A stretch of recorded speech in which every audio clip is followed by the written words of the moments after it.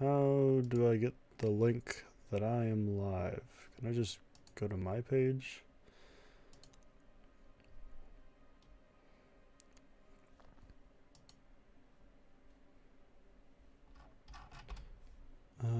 This will update eventually. Oh, here we go. Perfect. Grab this. Nice. Nice. Perfect. Now let's open up chat on my phone. I am what you might call a one monitor scrub. So let's see here. There we go. Welcome to live chat. Remember to guard your privacy and abide by our community guidelines. Perfect.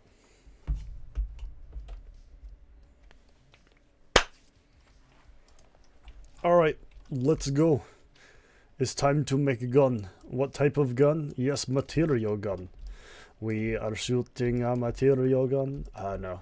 Alright, so we're going to have some objects in our scene that have different materials, and the plan is to be able to swap those materials back and forth using a device of some assortment. Yeah, so let's just get a few things excuse me. Let's just get a few things set up here. So materials. I'm just gonna have 3 different colors. It's a folder. Create material. Red.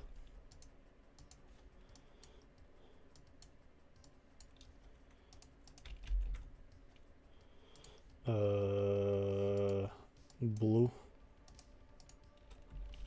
Blue. And is it RGB? There we go, green. Ooh, almost.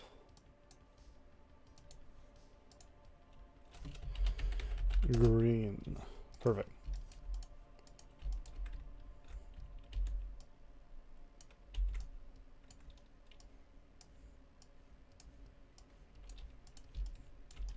Alright, so we've got our objects in our scene. Now, let's start on the device itself. Material gun. Alright. First of all, we're going to have to pick you up, so let's give you a rigid body. Well, the pickup script just automatically get... The pickup script, there we go, automatically gives it that. So, just say is kinematic. We don't want anything dumb. Orientation, let's give this a gun position. Gun grip. -90, -90. And we'll put that in exact gun. Auto hold, yes. Otherwise, having a exact gun is pointless. Clean that up. Alright, so I already have a little script on here, so let's crack this open. And mostly we just need to set up ray casting right away so that I can point forward and see what's in front of it.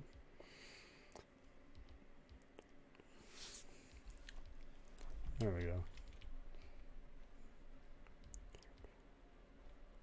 Alright, we'll let Ryder figure out what's going on here real quick. Come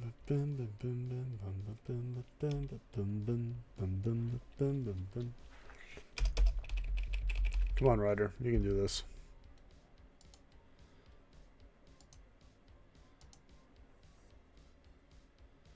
Perfect.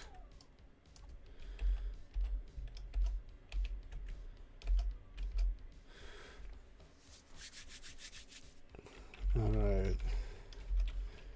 Update. If raycast. Actually, let's just grab a raycast from one of my old scripts.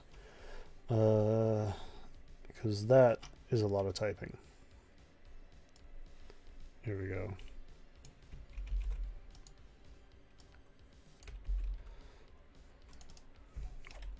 Alright, we're going to line cast forward.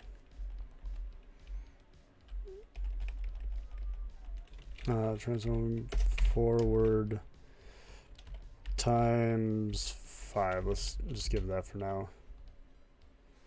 Oh, we also want to give this a layer mask. Here we go. That way we can keep some of the dumb things at bay. Perfect. Alright, so for right now, just to test to see that all of this is working perfectly, I'm going to make a child object in here, this named test follow. Private transform test follow, and I'll start for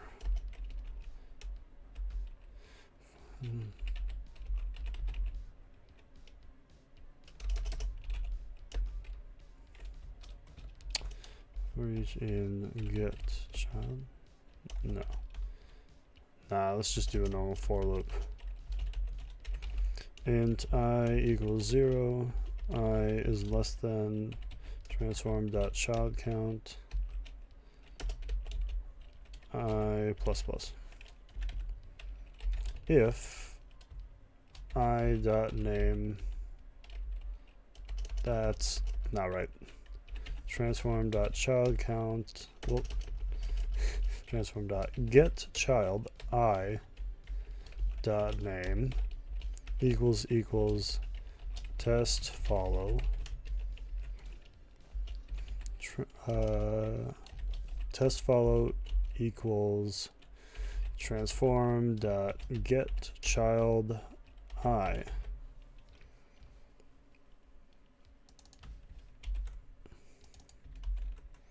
There we go. Swap that out. I'm going to refresh my stream on my phone because sometimes chat just doesn't propagate there. So just to make sure everything's working. Alright, perfect. Alright, we're back in here. Let's give this a, let's have child count just be a small sphere. Child count. What am I calling this? Test follow, there we go. I am easily confused and distracted. Alright, this does not need to be big. In fact, we will make it small.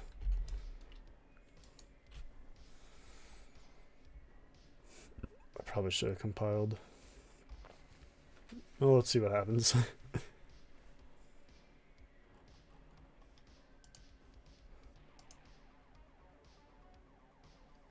Nope, nothing happened. So, oh wait, maybe we should perhaps give this something. Just say default for now. Everything's going to be on default.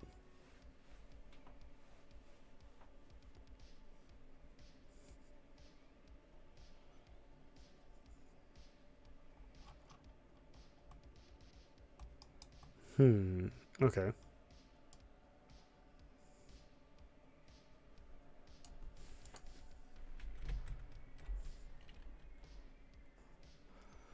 Alright, so this position needs to be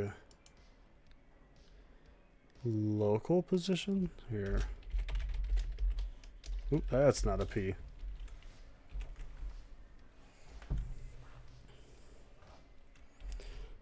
If we compile, oop, nope. Alright, what'd I do? Alright, take me to your problem.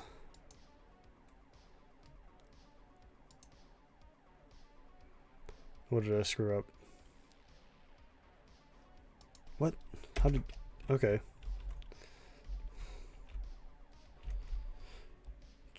JetBrains Rider 2020.1.2 is available. I should update now, guys.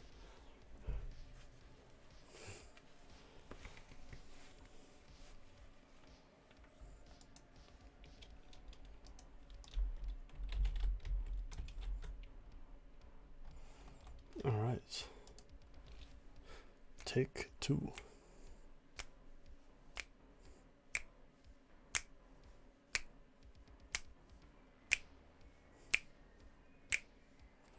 There we go. Oop.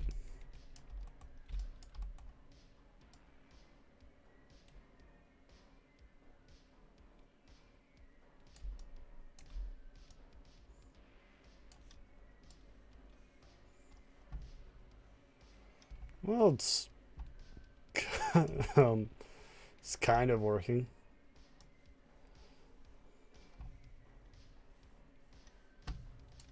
Okay, yeah, this is working. All right. Let's see here. You must.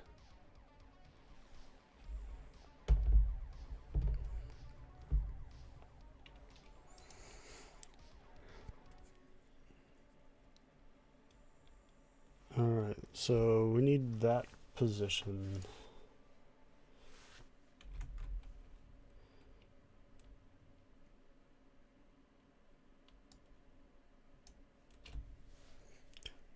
Test file that transformed the position. Actually, we don't even need to be like doing this. If I can just have a debug line cast. Debug.drawLine. Transform.position. Transformed forward times 5. Then we don't even have to worry about me being confused about other things. Excuse me. If anything's up with the volume or anything, just let me know. I may have had some volume issues in the past, so I would gladly not repeat those.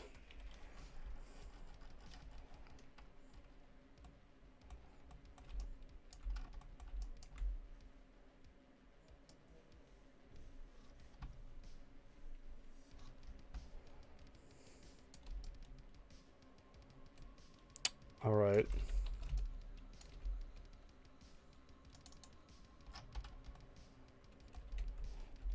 So let's look at this and let's figure out why this is doing that.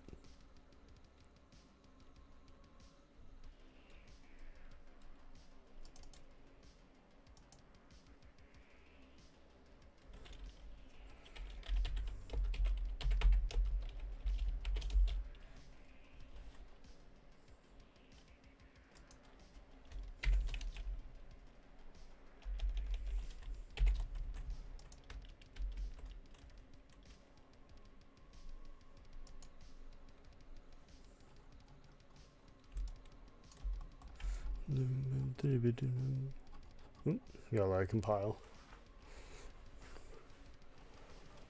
All right, so we've got a. Oh wait, this is still live. My mistake. I should probably explain what I'm doing, for the people who are new. I am making a gun sort of tool that you can point at one thing, copy its material, and then paste it onto a different object. Sort of kind of like a paint gun, I guess, but a really complicated paint gun. Yeah. Okay, maybe I'm just dumb. All right.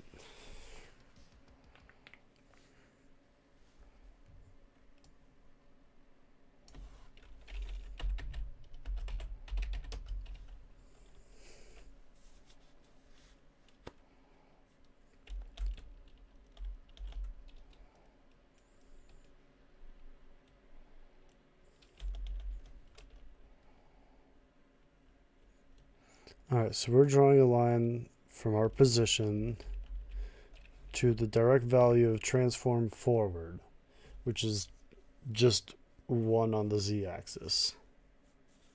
Will it show the paint on impact? Maybe. I haven't quite decided. This is just something I thought of earlier today while I was at work, and I was like, what if I could just change the material of anything by shooting it with a gun? And I'm trying to figure out a way that I can make that fun and interactive. So, excuse me. I had a lot of trail mix before this, and most of it is in my throat. Transformed up forward. Why am I dumb?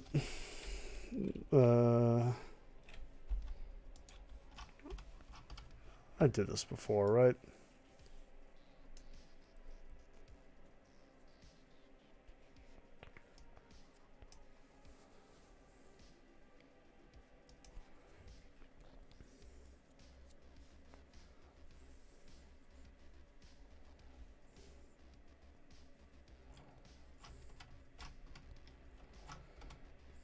Let's see here.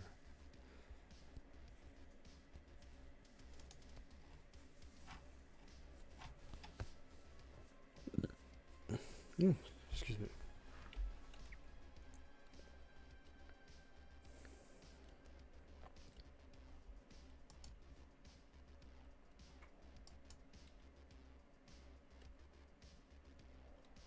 What's confusing me is the fact that I'm dumb.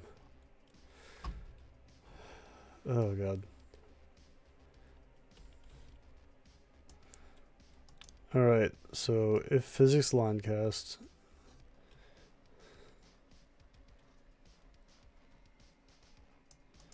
Okay, so I'm trying to figure out how to get this.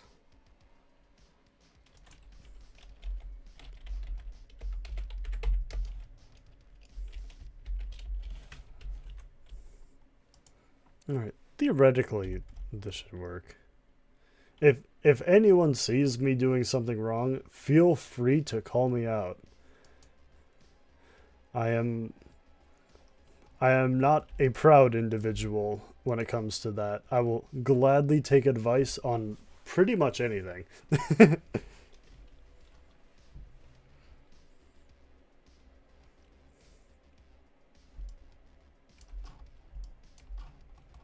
Alright, that looks like it's forward.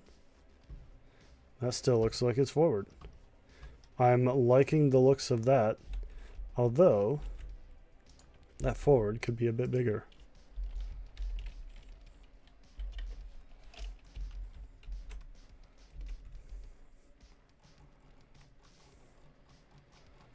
Alright, let's see what happens with this. We let it think, and then we let it compile, and then we let it think, and then we hit play, and then let it think.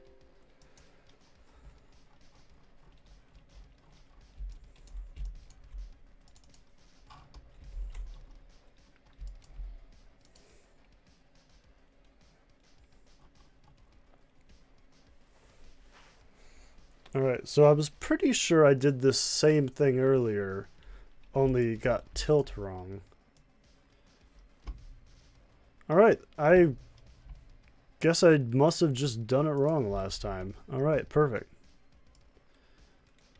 Alright, we're gonna snag this as...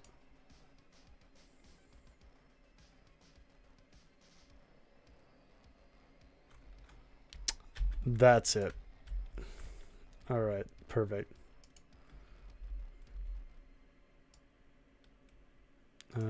This just needs to be normal position because that is not setting its local point. That is setting its point in space because wallhit.point is a global position.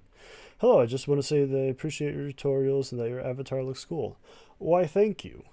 I'm glad to help out, and I am glad that people enjoy looking at me. No. So this is actually a phenomenal tool called VMagic Mirror. You can find it on Booth. It's free and it has updates like every couple of weeks. Typically they're like little fixed things, but there's a lot that you can do now with like hand tracking with your camera. I have a rather dark room, so it's not great. So, but I haven't played around with it. Why not just raycast? Linecast is simpler, I guess. Well, it's not necessarily simpler. it just has less backend that it needs to think about. And with VRChat, the more computational thought that I can cut down, the better. All right, perfect. We're getting it. So we can drop the debug log draw line at the moment. Honestly, I'm glad to help. Yep. Full body tracking. It doesn't support actual VR tracking at the moment. It appears to just be I'm looking at it. I can't tell you what it is. Webcam. It appears to just be camera tracking at the moment. I know that there's a tool out there that does really good full body tracking with like VR tools and the likes. I do not recall what it is. Let's see. We are going to debug log wall hit dot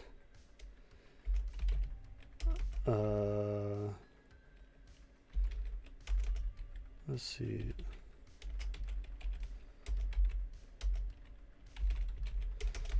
Get component mesh renderer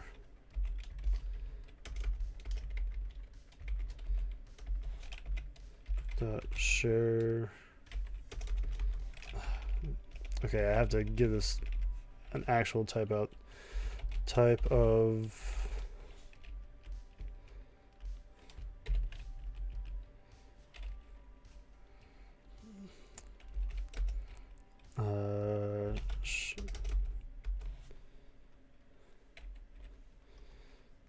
okay, actually, we need this to be in a couple lines.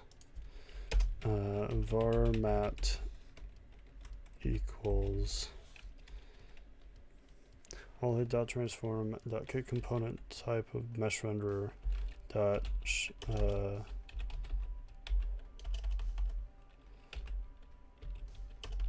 how do I all right, Google how to get material out of Raycast. Unity Raycast material.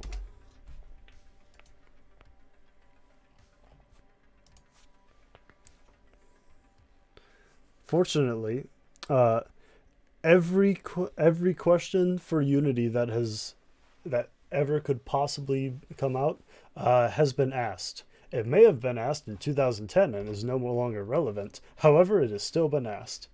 What headsets do you use? I personally got my headset back in 2017 and didn't have a lot of money. So I got the Dell Mixed Reality headset. It is cheap and I do not recommend getting it. It has a horrible screen door effect, and the software adjustments for the lenses do not allow your eyes to actually respond to it right. I recommend, if you're going for something cheap, honestly, the freaking Oculus Quest. It's one of the cheaper ones you can get. It's super like usable in like every situation, and if you need like some stronger power, you can quite literally just plug it into your computer. When do you think VRChat will finally get this sort of commerce going so it stops blowing so much capitalist money? Oh god. I know a while back they were talking about setting up a internal purchasing store system, but a lot of the money that they deal with these days actually just goes straight to like paying employees, because they're starting to get quite a. This guy just has a picture of oh my god. I was wondering if it's hard to make VRChat avatars. It's easy if you want something really simple and pre-made. It gets dynamically harder the more customization you want. If you have, let's say, thousands of dollars you want to just spend, it's really easy to get a fully customized avatar. You just pay someone else to do it. If you want to learn how, I've done a bit of modeling for characters in the past, and it's an art. It's something you have to learn. It's a lot less of learn the technical stuff at that point, and more of, yeah. I personally do more hard surface modeling, such as like machines, tools, or the likes. So I'm not super familiar with modeling for avatars. I've tried in the past. I've never liked how it looked for me. Uh, but yeah, if it's something that interests you, absolutely go for it. Uh, what am I? What material? Oh, okay, there's no material on this page. Raycast hit. There we go. Let's find something. Come on, center right. There we go.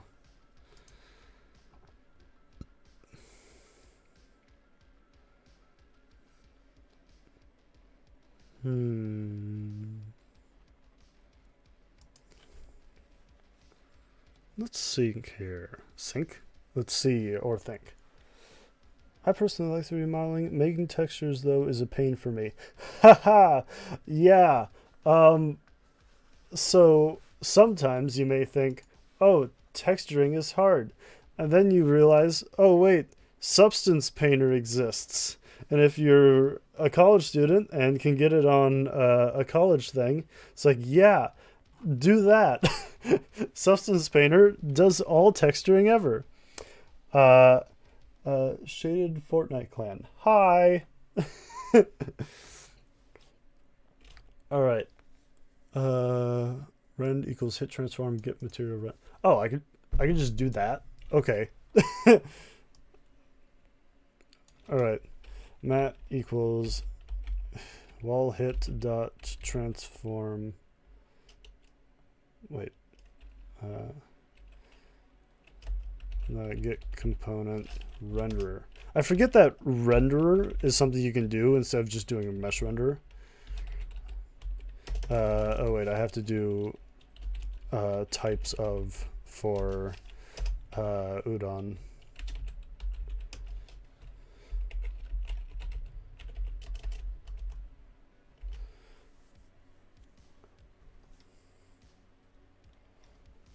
Okay, so I can't do that all in one line, but I can do that through my next line.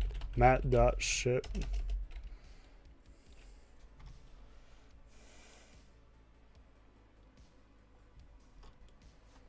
Alright, let's verify that this is in 2018 as well, because this is not autofilling. And normally if something doesn't autofill, maybe I have to cast this as a renderer.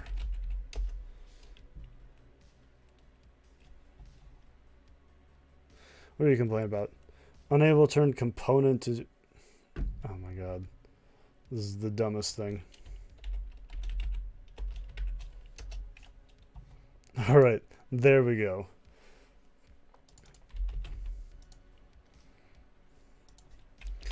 Dot shared material. Alright, so theoretically, this should log every time it touches a new thing, or actually it's probably just going to log every frame, which is fine for now. Because by the time we're done we should have no debug logs in it. Alas, I don't have college email anymore, darn it. Is there an open source alt that works just as fine as Substance Painter? I'm personally rather new to the whole Substance Painter world, so I'm actually not familiar enough with those types of programs to be able to recommend a alternative form, unfortunately. I do not doubt that there is, and I almost guarantee that there is a form out there of some sort that even allows you to use like Substance Painter things in a form of like bootleg version. Also, this is working great.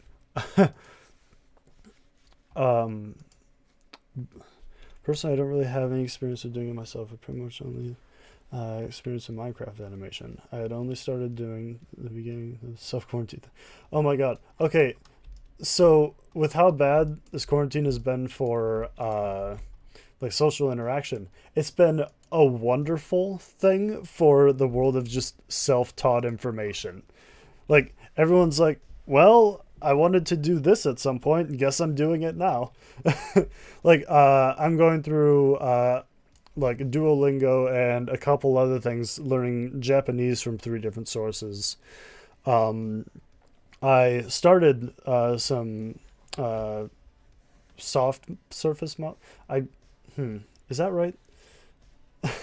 uh, Character modeling, I guess. I started doing it the other day, but I'm just bad at it for now. Uh, Not nearly as bad it is as I am with Japanese at the moment, though. So, all right. So we're gonna make a private material. Uh, Current mat.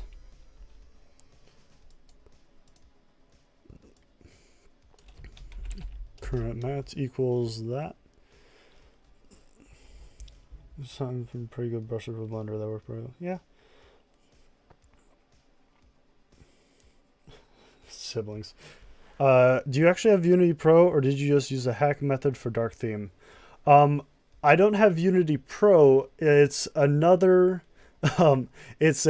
benefit of having a college email address. My college actually has a thing for all students with its address to automatically have a pro version of Unity and a few other programs, which I have been abusing like no tomorrow. uh, Current map.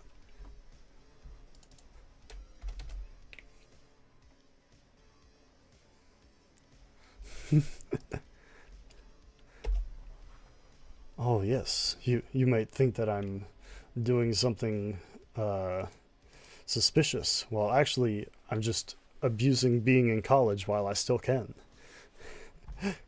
Uh,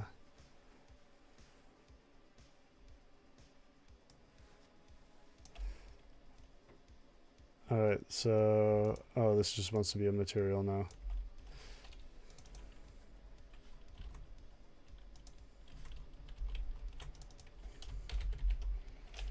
Yeah, we'll set you to be material, and then we'll do dot shit.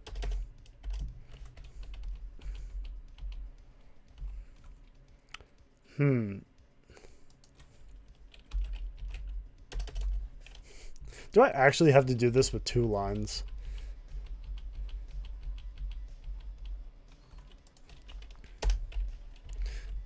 Current mat equals mat dot shared material. Oh my god, this is so dumb.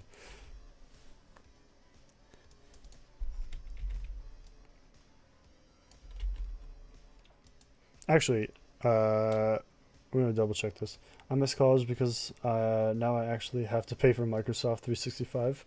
Wait, do you actually have to pay for Microsoft 365? Oh god. Well, that's not good to look forward to. Fortunately, I use Google Drive for pretty much everything, so we'll see what happens. So actually, we only want to do this if current mat does not equal this.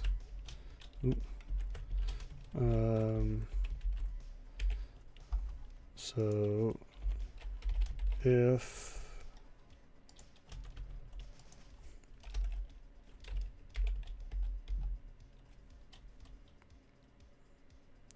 redundant check before assignment.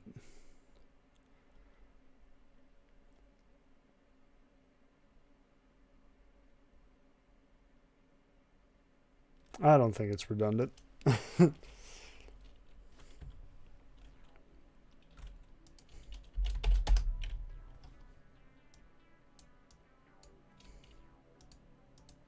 Could be redundant. I don't know.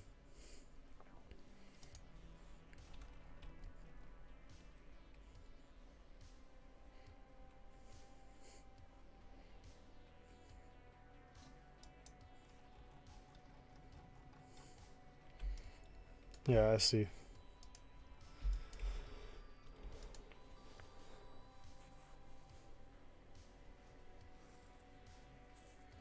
Will this gun programming be easier through the use of Udon graphs? I still find them to be weird to be in a practical manner. I pretty much at this point refuse to use graphs simply because of a mixture of problems that they've kind of presented. Uh, they kind of do this thing where sometimes they just don't work, and uh, I should probably be a bit more specific with that.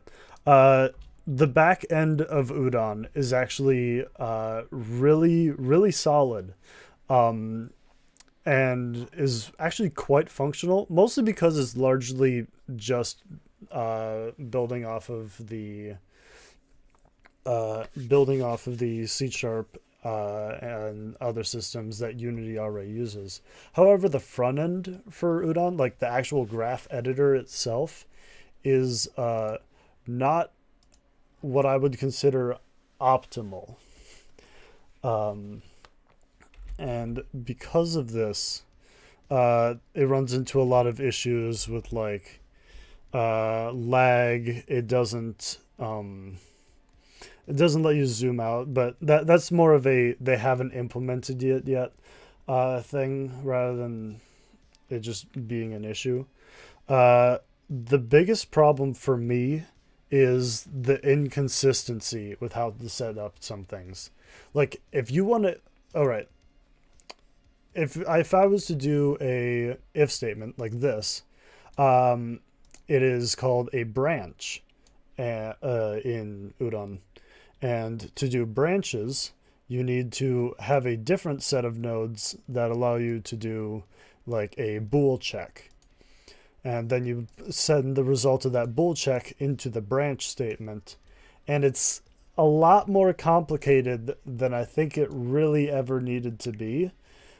And the way it's set up makes me feel like they're never actually going to change it because it appears to be how they want it.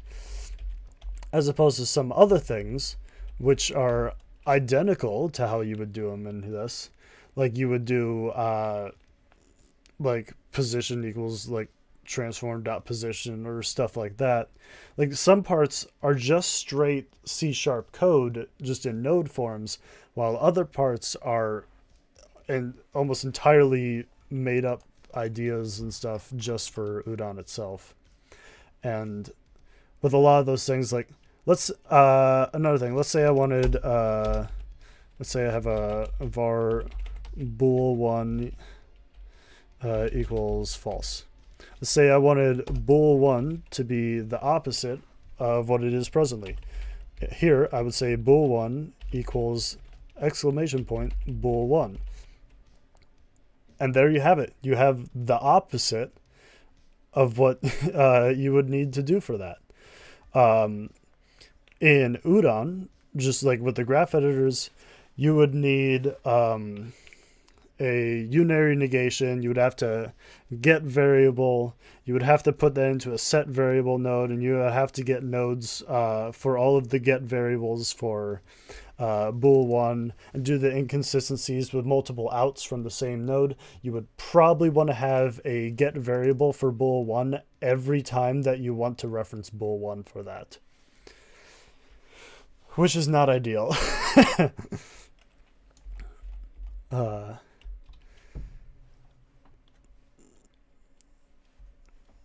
All right, what was I doing? Yes. Okay, so right now I'm going to get rid of the test follow thing and instead call that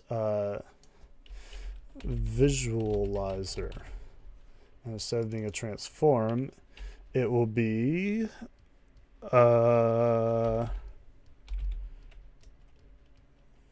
renderer. All right, so we're going to call this. Oh wait, we need to let it think for a second. Renderer, perfect. Wait, no, visualizer.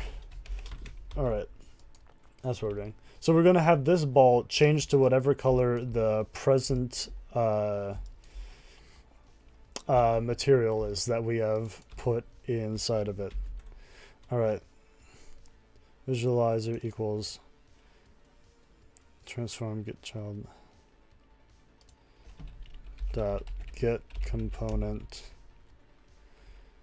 type of renderer. All right, and what's the problem here? Cannot resolve symbol visualizer.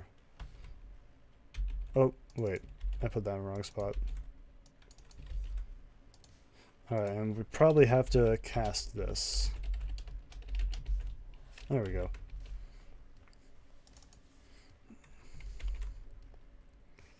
All right, instead of debug logging this, we can just visualizer equals current mat. Oh wait, no, visualizer dot material shared material. There we go. Always use shared material, otherwise you'll probably screw up everything. I'm not entirely sure why. People have explained it to me. I do not recall it, but is definitely. You should almost always use .shared material instead of .material. I wonder if Neos VR has a chance to be as popular as VRChat. I doubt it though, because not many people know that it exists.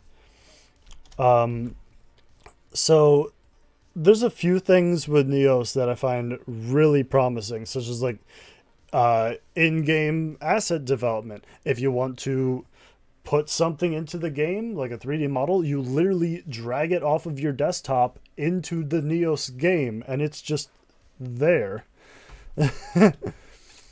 But there's a few things like, obviously, since everything is rendered live and modified there, you can't light bake, for example.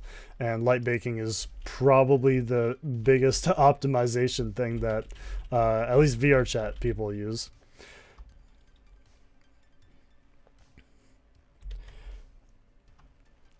So sometimes, I haven't figured out exactly why, but sometimes if you do this instead of this, do I have one too many here? Yeah, I have one too many. I haven't figured out exactly why all the time, but sometimes Udon is like, wait, I don't know what that is. What's going on? Here, let me just compile this to see if it works. Yeah, so it does work here. The other way is definitely more consistent, but this renders faster. Then yeah, I'll definitely do that. Renders faster. It's just there. What? Oh, I personally have never used Neos, but I've been told that if you want to put a model into the game, you literally just drag it onto the window. Material gun. Welcome to the stream. The material gun, I'll have copy a material of an object that you shoot, and the next object that you shoot, it will paste that material onto the next one, so that you can change the materials for different things in your world. Who knows what kind of use it might have or might not have. It was something that I thought of while I was at work today, so we'll see if it is actually at all useful. Can I do that here as well? Yeah. I think actually why this doesn't work sometimes is that there's some components that need to be type of checked instead. I am not certain as to what you're allowed to do it this way and what ways have to be done with type of. Oh, also, you see, it's grayed out here because I'm using Rider, and Rider thinks, wait, this is redundant since you've got it here. Despite it being redundant normally, since this is running through Udon, Udon requires this to be here.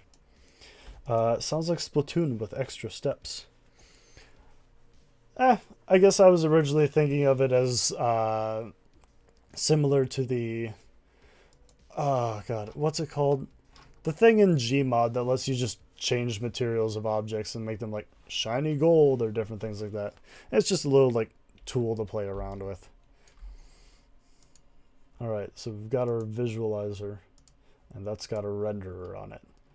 Let's see if she works. Just give me some water real quick.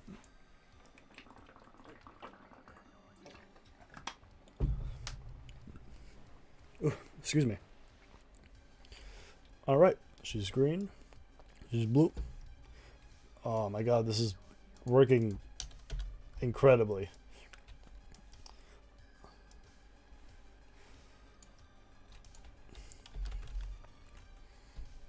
Nice. Alright, this is functioning a lot faster than I thought it would have. So this is actually great.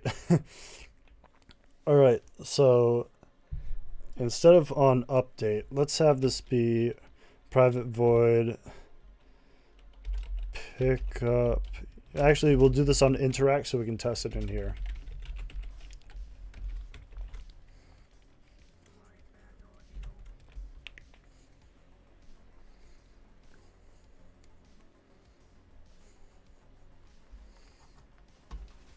Because since we're using Udon Sharp, it gives us a nice trigger interact button when we have a interact on the script. So we can just press it and test that.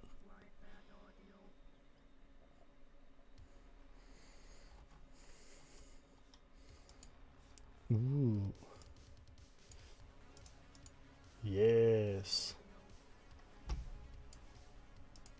Oh, this works wonderfully.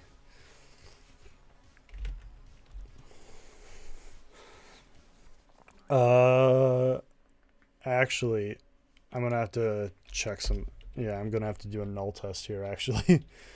Because there's a chance that you might point this at a player, and since the player always returns null, it's gonna be like, oh, well, guess your script's never gonna work anymore. If, wait. Wall hit equals null, return. Alright, so wall hit dot collider, yeah. That can be a good check. What the audio? What are we listening to? I've just got this like copyright free synth stuff going.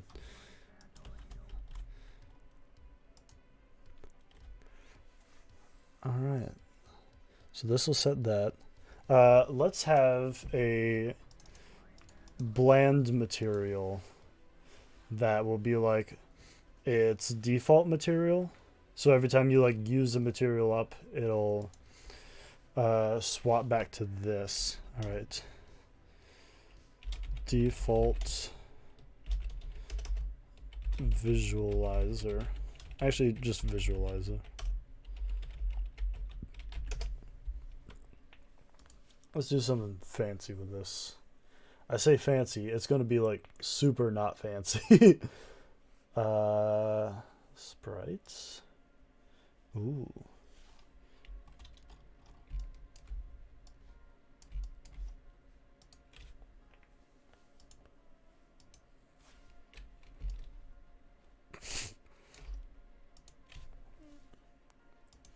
Heck, let's just give it some kind of like glowy yellow for now.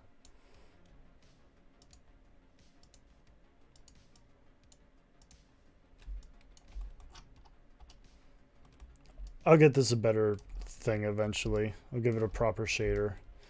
Or just kind of like wheel, like some kind of energy thing.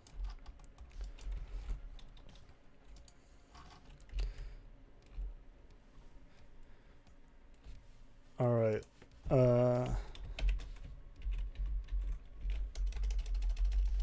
Material original matte.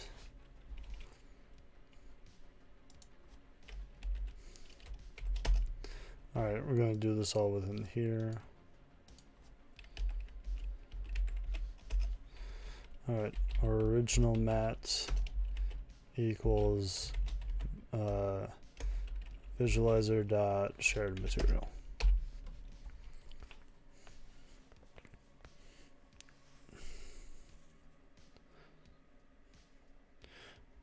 so this will be on interact if current material does not equal. All right, so we're going to change this up a bit. All right, if current material does not equal, well, does equal original mat, then we'll set all this stuff.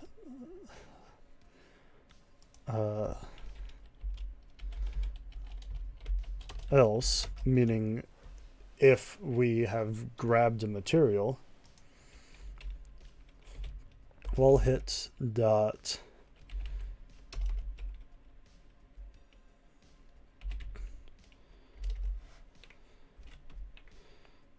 actually we can just say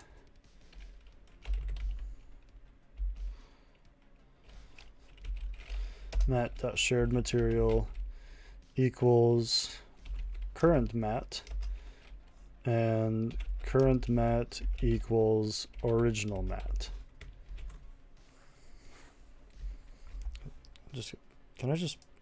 Oh, there we go. Now we can exit out of that. I kept seeing that little notification in the bottom thinking it was like, oh, we failed to do something.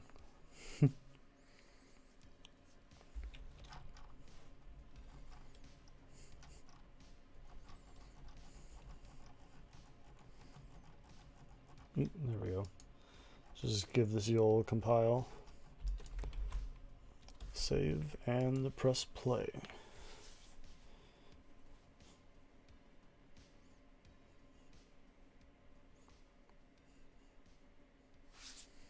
Alright, so this should turn this green. Nope. Alright.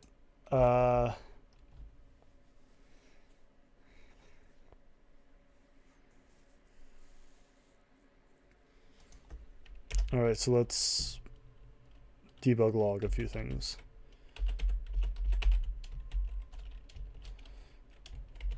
Original mat.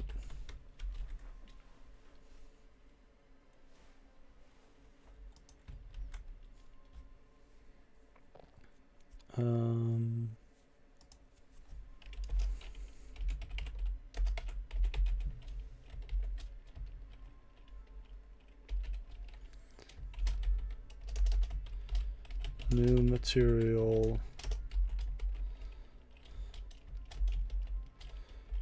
plus current. Alright, so that's what we've swapped to. And we'll do that as well. Alright, so again, I've changed no actual code result wise. This is just going to be debug logs to figure out where it is confusing some of the materials. Oh, wait a minute.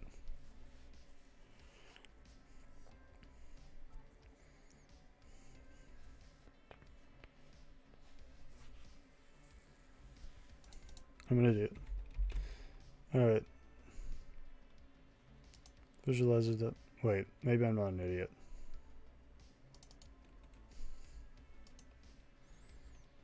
Maybe I'm actually a genius and I already did this. I wish. Alright, what am I confusing here? Alright, so earlier it turned the cube to be bright pink, which means it gave it nothing. Alright, so we're doing, if that happened, that meant that current material does not equal original material.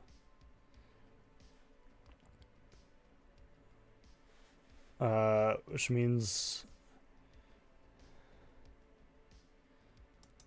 maybe I should actually set current material to equal original material.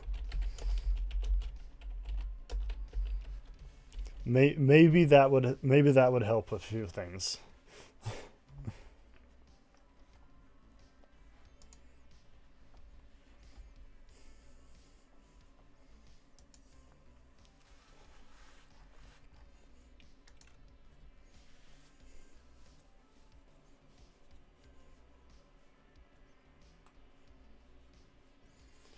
Alright, let's hit play and watch how it breaks this time.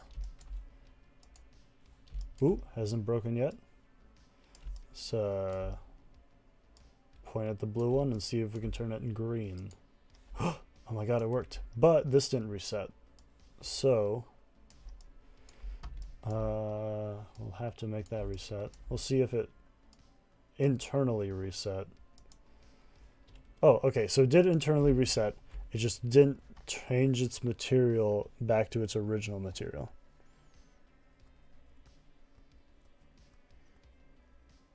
Okay, so it's changing its variable for current material, but never sets itself actually to it. Visualizer.shared material equals current material. Well, let's just be safe and original mat. I know it's being set right before it, but in case I change things later down the line, this will be more consistent.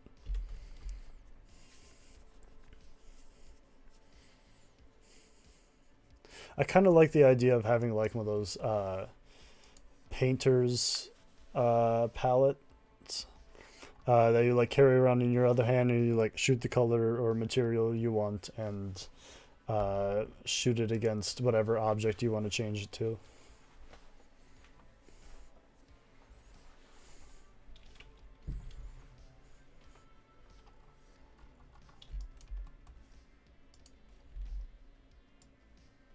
Alright, minus 21.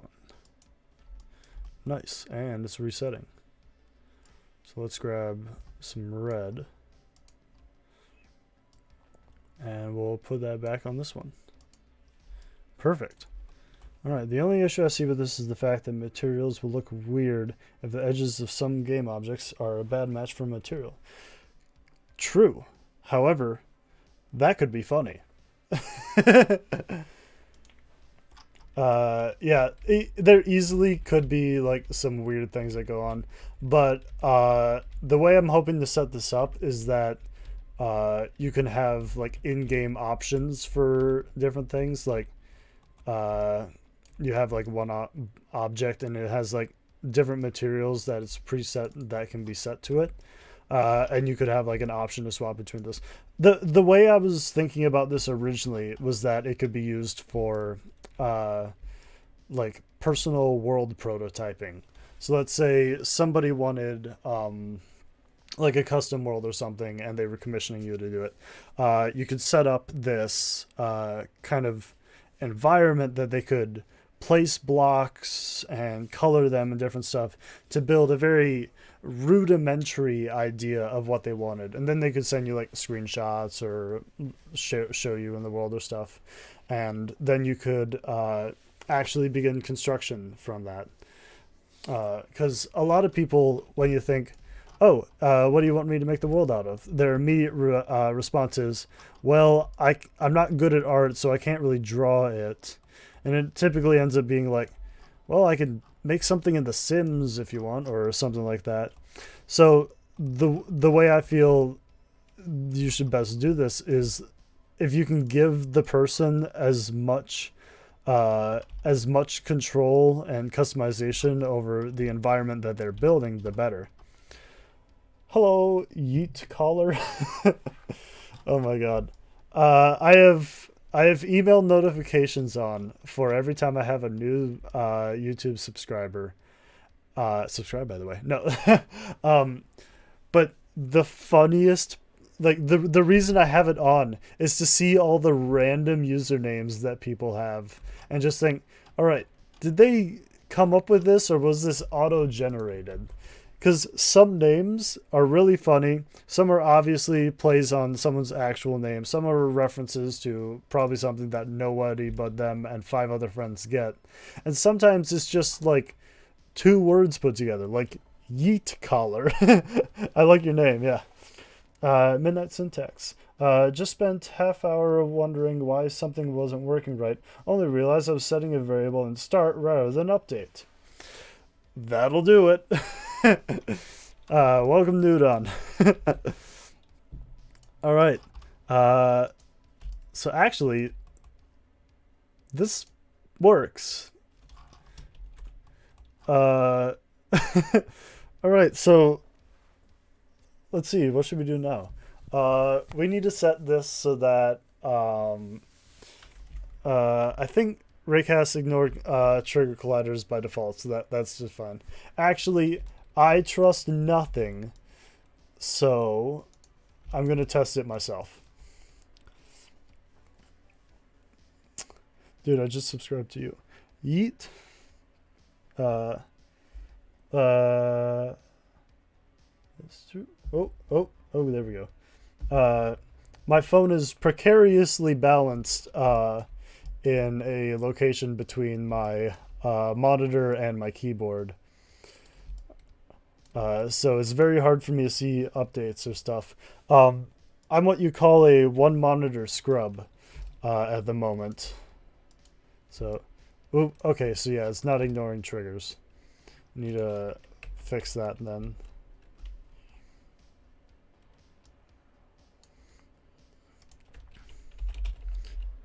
Query ignore trigger. Yeah, ignore. There we go. That's that fix. All right, so technically this all works now. So let's build this into an object that you can pick up and use. So obviously we'll swap on interact to on pickup use down. Control S to save that. So let's come on, load in. Let me back in Unity. There we go. Let's just give this a sphere collider so we can pick it up. I'll model a actual thing for this in a bit. There we go.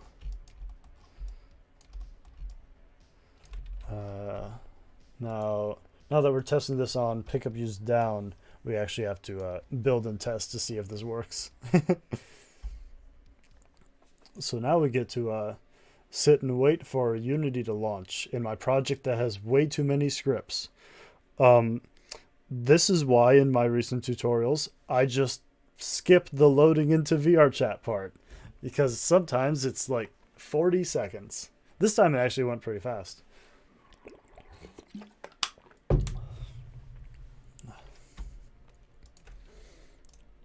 Oh god, I almost hit the return to home button.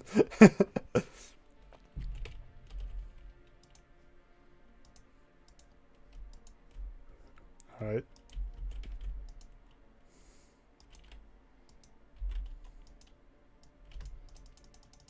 So something's up.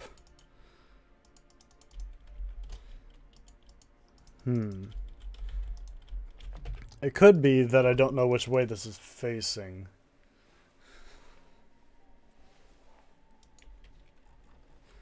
Or it might be line casting against itself. Surely not. I need to test that though. Itself is only a trigger, and I specifically set it to not go on triggers. Trigger. I never compiled it. There we go. All right, there we go. Solve the mystery. All right, build and test. This should work. The floor is green. Progress. That is true. Yeah. If it did a thing, that means something is happening, which is always good. You can you do the No Square song? I don't know what that is. Possibly because I don't know about any new memes or the likes. Is it new? Is it fun? Is it funny? Is it... Oop, there we go.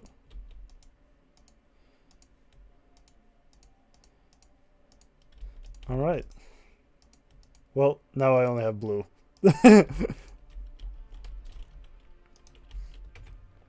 Alright, so that actually 100% works.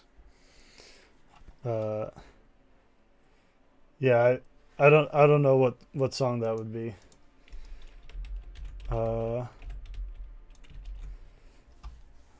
Alright, so what we do now is we go to Google, sci-fi paint gun, and we look for inspiration for what this object may actually look like. Let's see here. Let's see. The power of paint. Paint. Oh wait. Tag the power of paint. There we go. See, what did they use in this? You know, I didn't actually even consider whatsoever designing it after an actual paint gun. All right. So let's just look at paint guns. Paintball. Whatever. All right. Now we'll just take one of these and imagine that the top is like a transparent tube. Let's look at sci-fi water guns. Because I want it to be a little bit like fun and threatening, but also I want it to obviously be a tool rather than a weapon. Like, this is obviously a weapon, despite how awesome this thing looks. Actually, yeah, I'm just gonna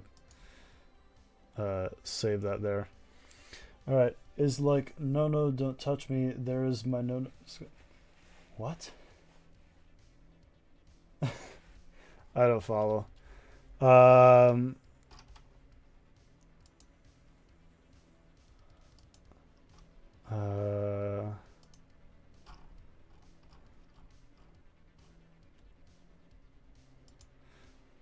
This looks dumb, but I love it.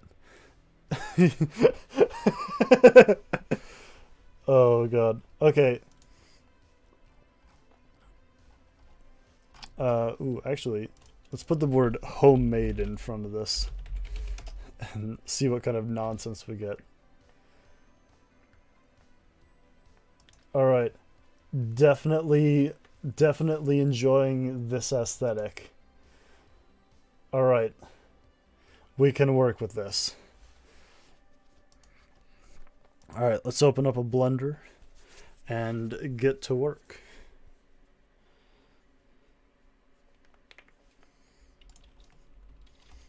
Alright, first we need cylinder.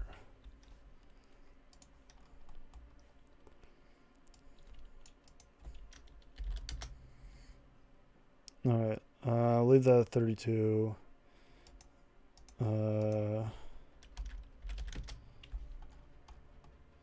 Alright, this will be good.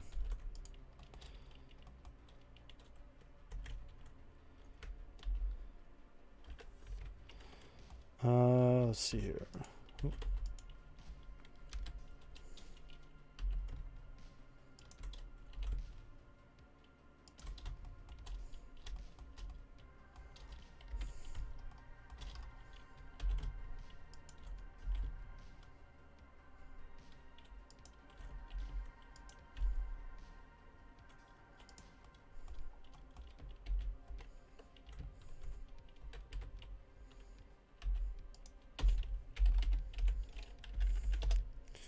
Center.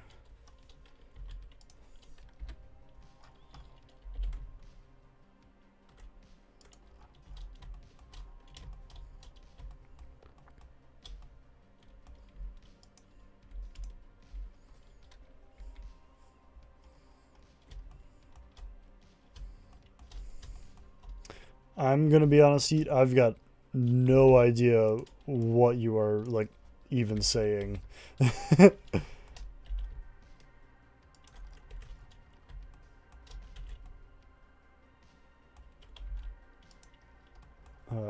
Actually, let's change some of this here. Get a shadow and cavity in here, just for a bit extra texturing.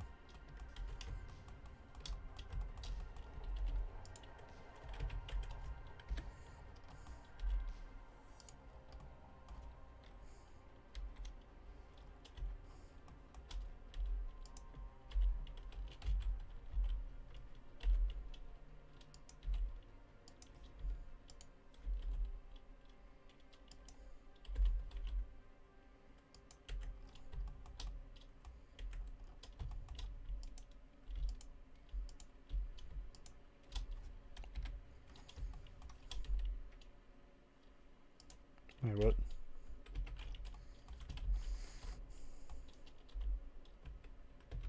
Am I extruding from that? I don't mean to be.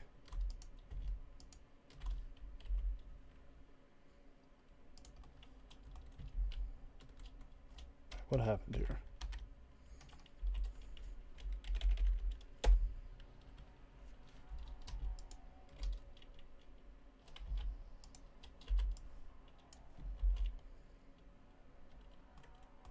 Alright, I guess I accidentally extruded it at some point.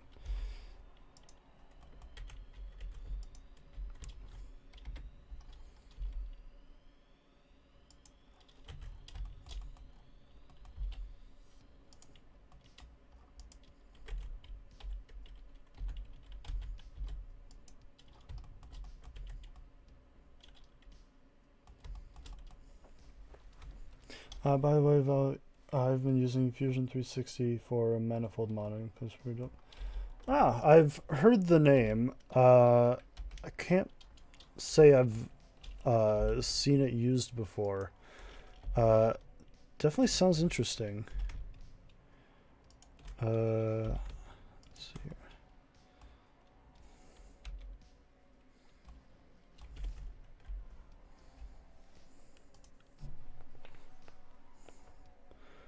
Why does your hair like the Bakugo? You may realize I don't do what they call keeping up with the times. Because it is blonde.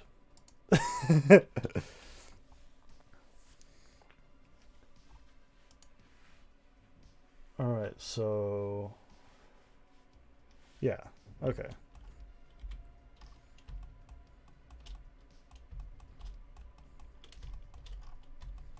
Actually... oh, Christ. Faces, there we go.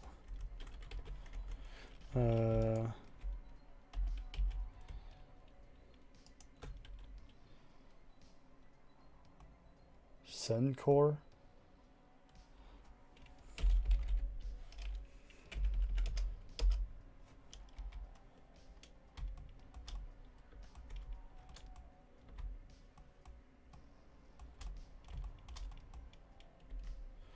Alright, so I'm gonna have this be separate from the second cylinder because that one is going to be its own mesh. Because, well, it's not going to be its own mesh, it just needs its own material. Because that will be the transparent surface. Come on.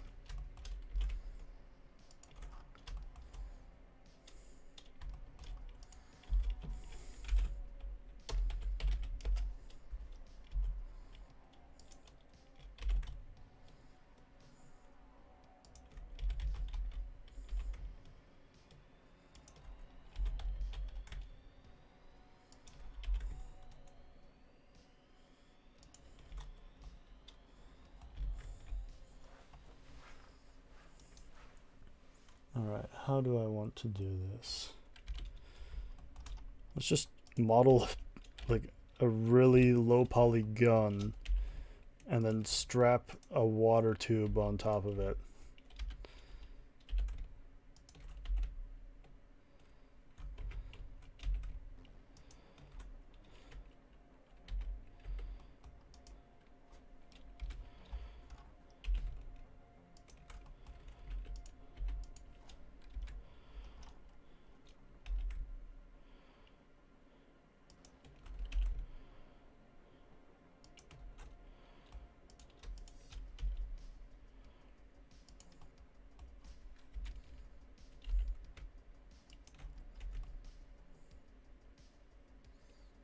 All right.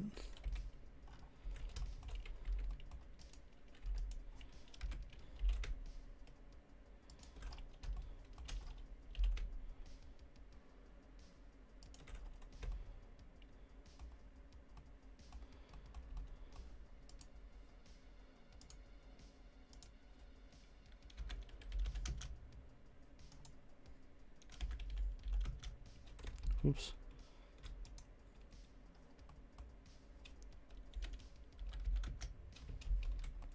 What?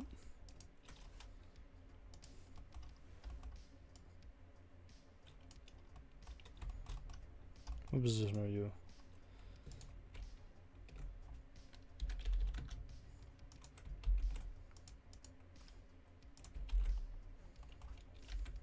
Perfect.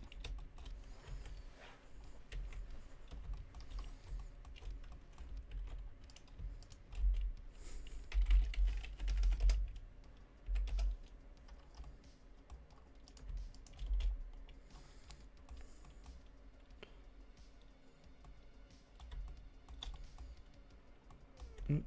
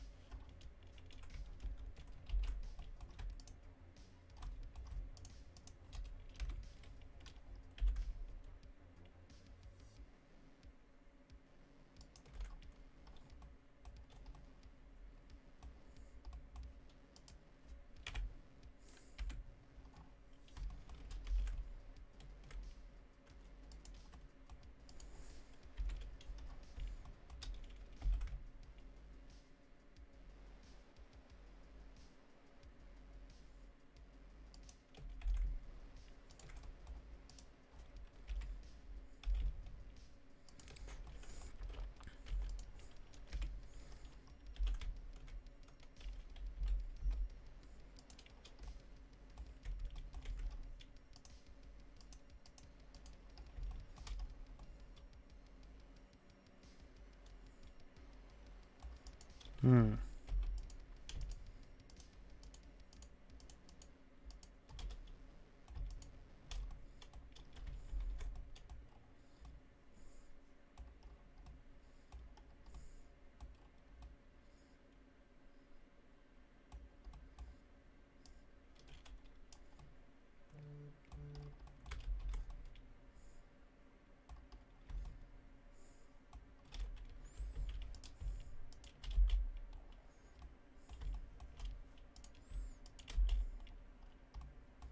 There we go.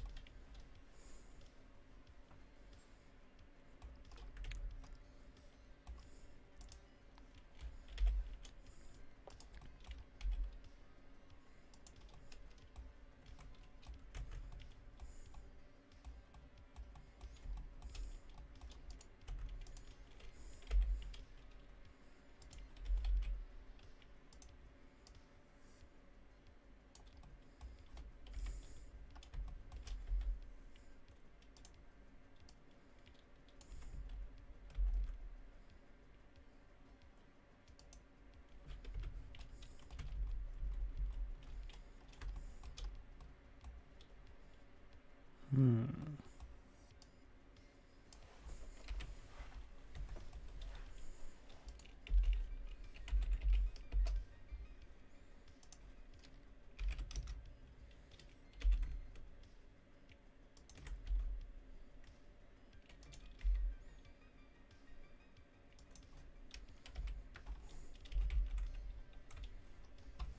Oh, that's the wrong way.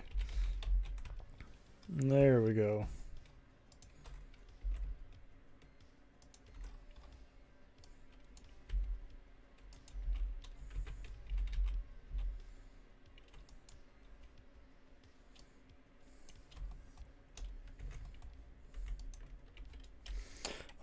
There's a special kind of honor in making a mesh from scratch. I eventually get there. Making them those so yeah. It's always a big mix of, okay, how much time do I have to do something? Because I always would rather do something from scratch than relying on a different asset for it. Mostly because it gives you more control over the end product.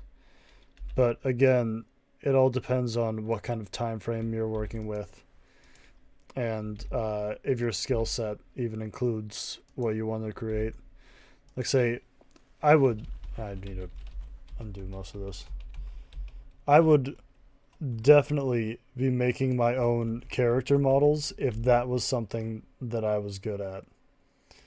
However, it is not, unfortunately. So a lot of times I end up relying on I guess, okay. I end up relying on using amalgamated parts from other characters, models, or artists. Again, I try to use as much stuff that's my own as much as possible. And I don't really do character models anymore, kind of because of that.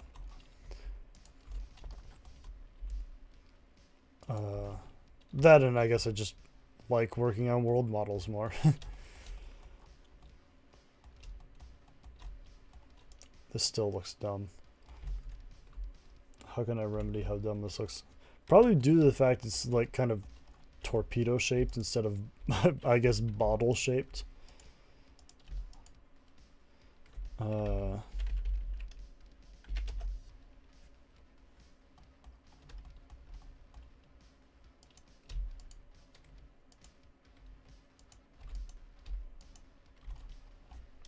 Come on.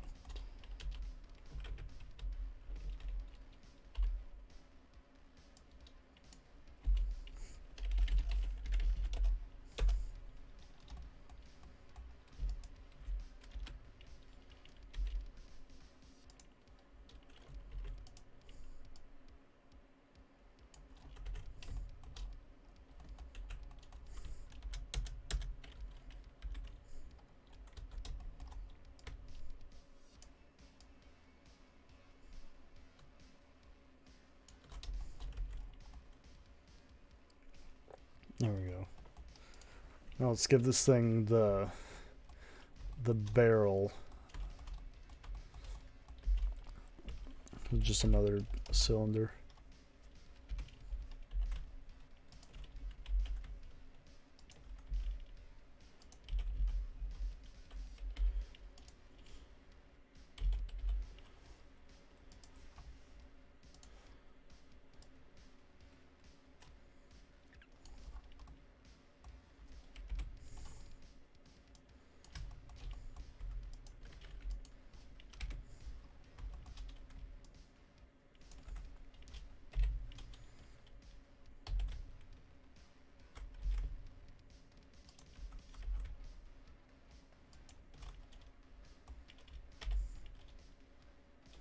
Oh god, why is this inset scale so small?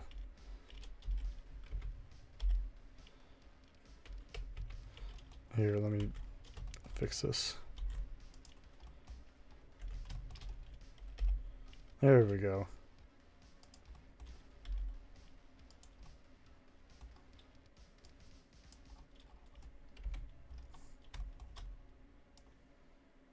Alright. If he goes that far back, no one's going to care that it doesn't go any further.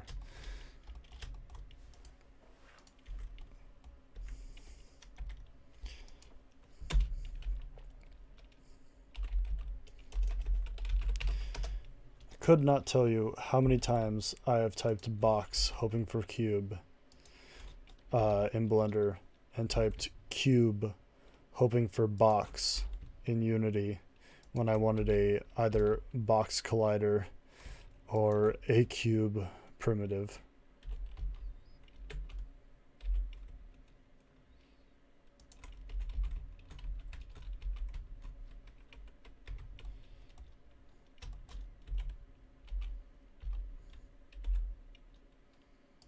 There we go.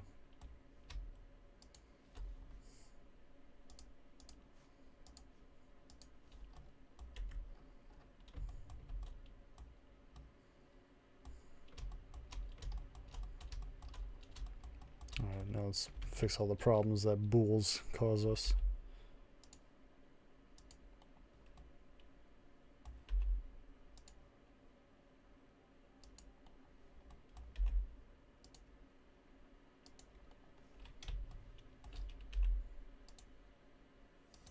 Oop, missed.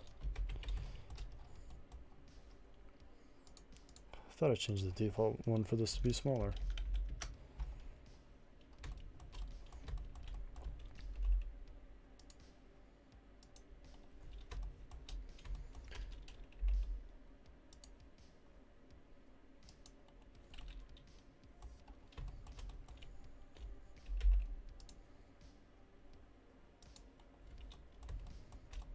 Alright.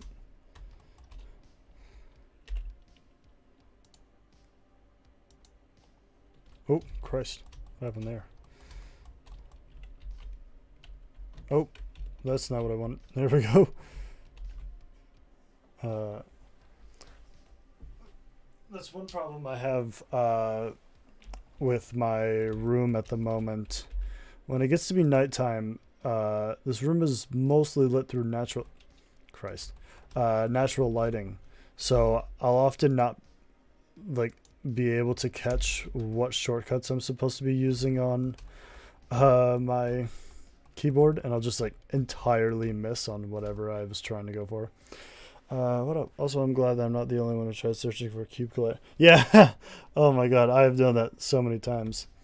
Hey, welcome to the stream, Invalid Mace. God, I love usernames. Presently, I am modeling for... How does this happen? I am modeling a fancy combination of a paintball gun, a paint sprayer, a water gun, and honestly just kind of whatever I feel like at the moment. As I am... Oh, there we go. As I'm making the model that we will be using for our material gun. The material gun is a tool I've set up that allows you to copy the material from the first thing you shoot and paste it onto the second thing that you shoot. Not incredibly practical for any real means, but I thought it would be really useful for people who like wanted their things to have what on earth is going on here? Who are trying to get like wow,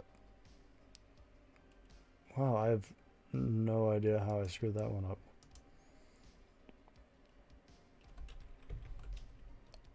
What? Okay, I'm confused. People are trying to get like easy prototyping in their worlds. So if someone wanted to make a bunch of cubes in one spot and color them a certain color, it would allow them to understand what would be more the more complex version of what they wanted. Like if someone was to commission a world per se, you would get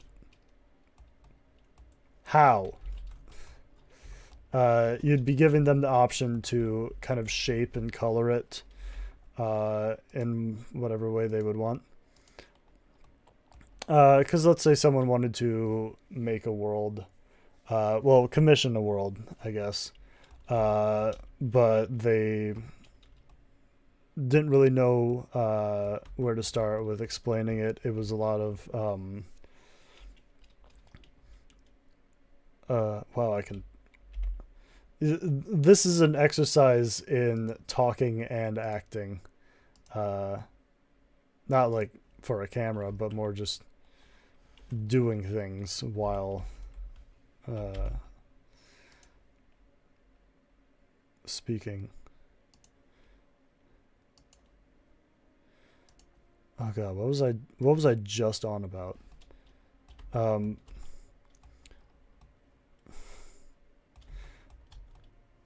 and where did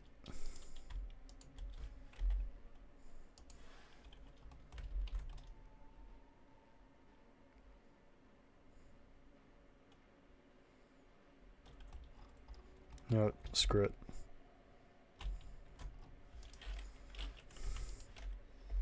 Oop, we don't need holes in that.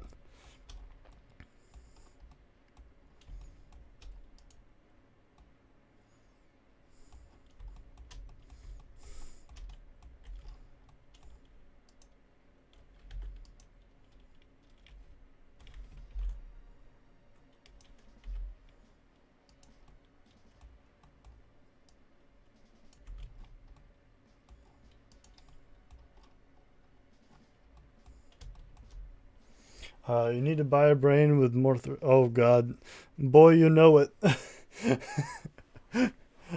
More threads, more RAM. Honestly, just give me a new CPU for this thing. Just swap it out entirely. Heck, change brands if you can. Oh God. So this is a gun that shoots placeholders and changes their form. Here, let me actually swap back to Uni quick. Oh God. So the idea would be essentially that I'd have another tool that allows you to shape cubes or the stuff in the world to a different scale. And this object takes the material from whatever object you shoot and be able to paste it onto the next. Um, I just hit play. I actually can't test it here because it runs on. Oh, excuse me. It runs on pickup use down, so again can't actually test it. But essentially, this is its like temporary shader material. It'll like if I use it on this one will turn blue, and then say I use it on this one, this object would turn blue, and this would go back to being yellow. It kind of just buffers a color that you can reuse. So the idea was you would have like an environment you've set up with cubes, and you would have a kind of palette object you would carry around that you could take materials from, and then paste onto different objects in your scene,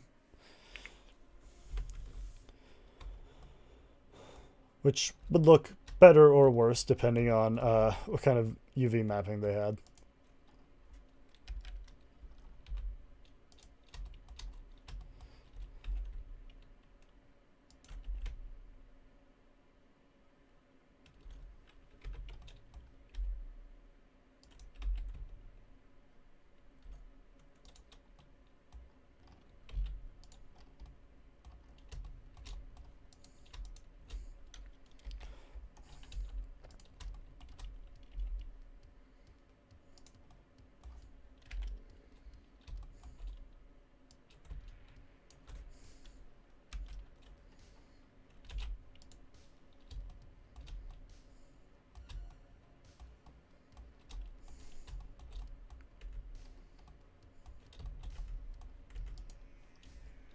Here, I should probably just give this an actual temporary material. We'll call this body, and we'll give everything here body as well, just as a default.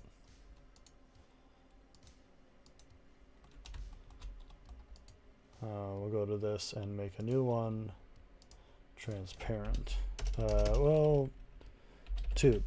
Oh, so it takes one object shader and places it on another. Basically, yeah.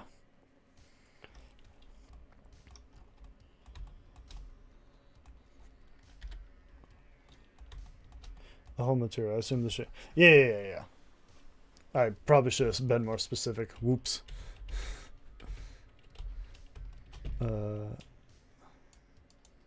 Shade smooth. Ooh, nice. There we go. And we'll assign that all to tube. For now, we'll just make it green so it's not everything else and we can see it.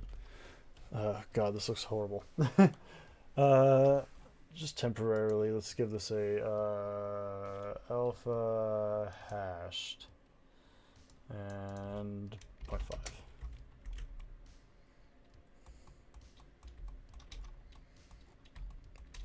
Alright, so now we can see inside of it.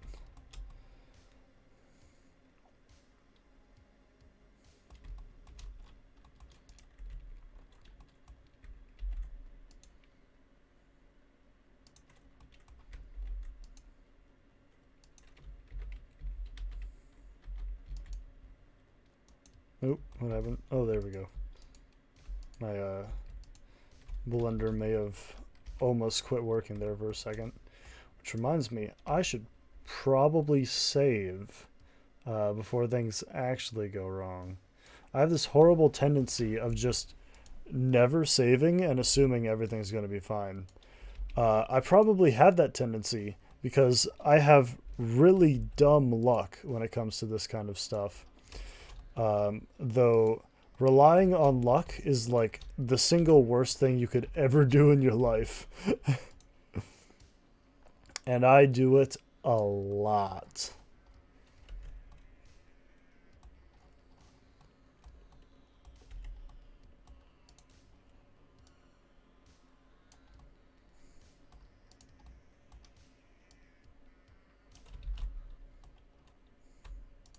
And there's a very abrupt end to that song.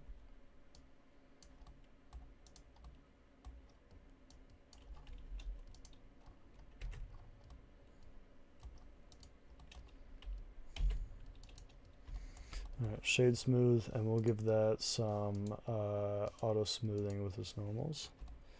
There we go. I'll do that for this as well.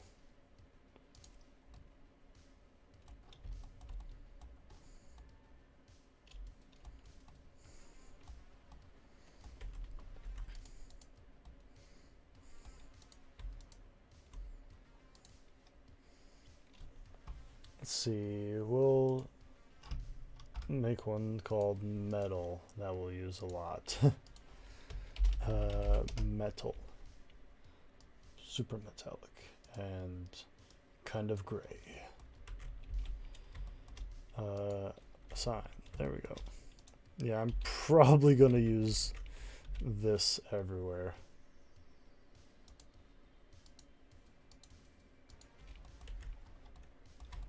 At least for now.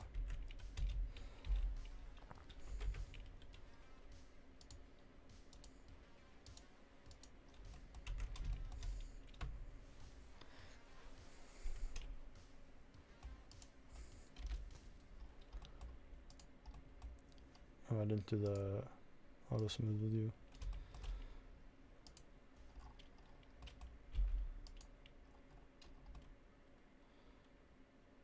I think I may have to bump you up a little bit.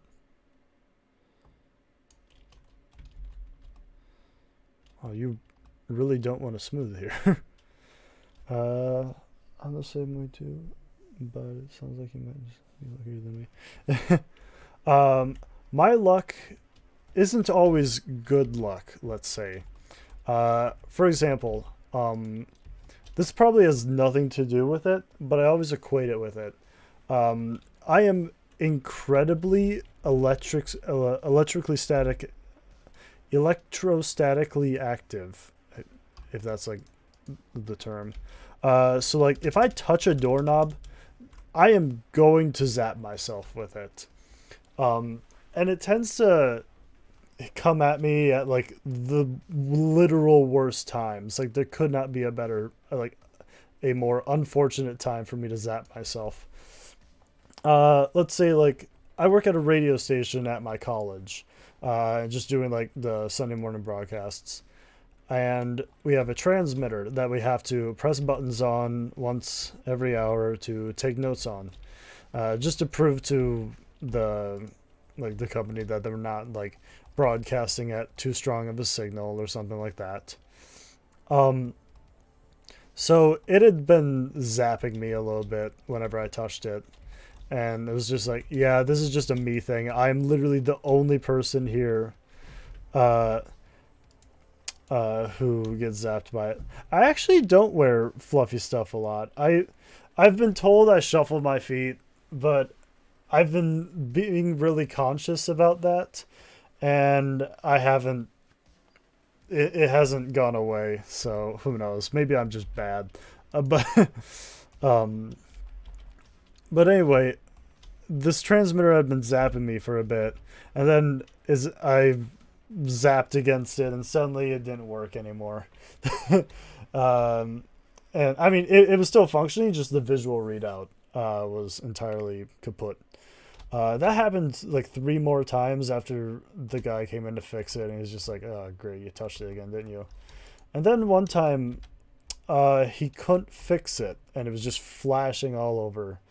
So, me accidentally zapping the transmitter may have caused the radio station at our college to go over budget. Well, overestimated budget by about $3,000, replacing the transmitter.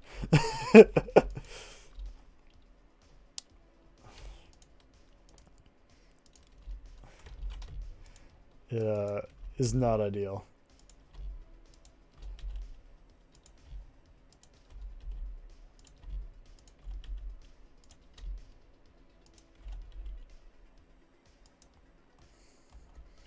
Man, maybe I should wear fluffy stuff a lot. Like that actually sounds really cozy right now.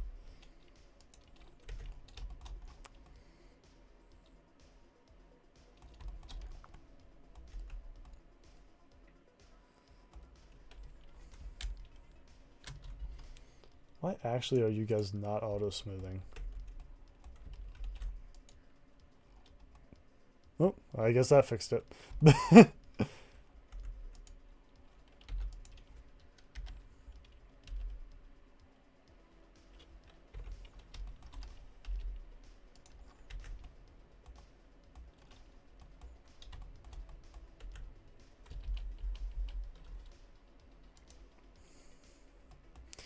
Yep.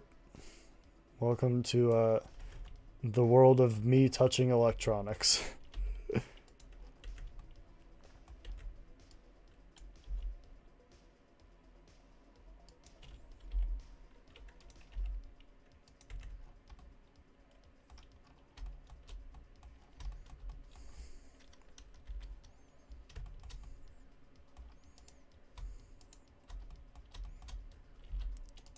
Alright, I was doing this for a specific reason.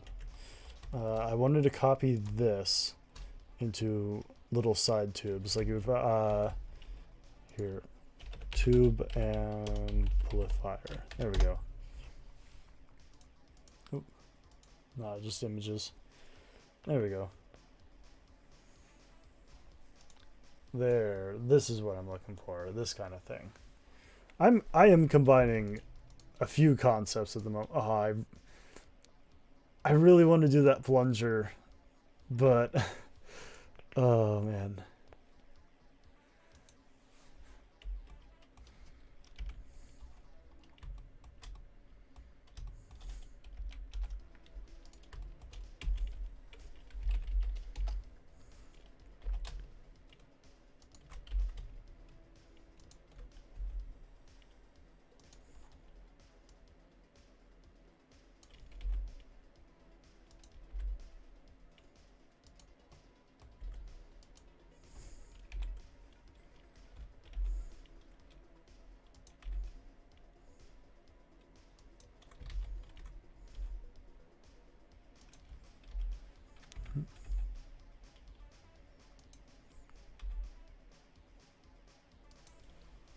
Ah, yes, a material gun. we look at objects, copy their material, and the next object we shoot, it gives that material to that object. We've got it working in Unity. Right now I'm just making a model for it. There we go.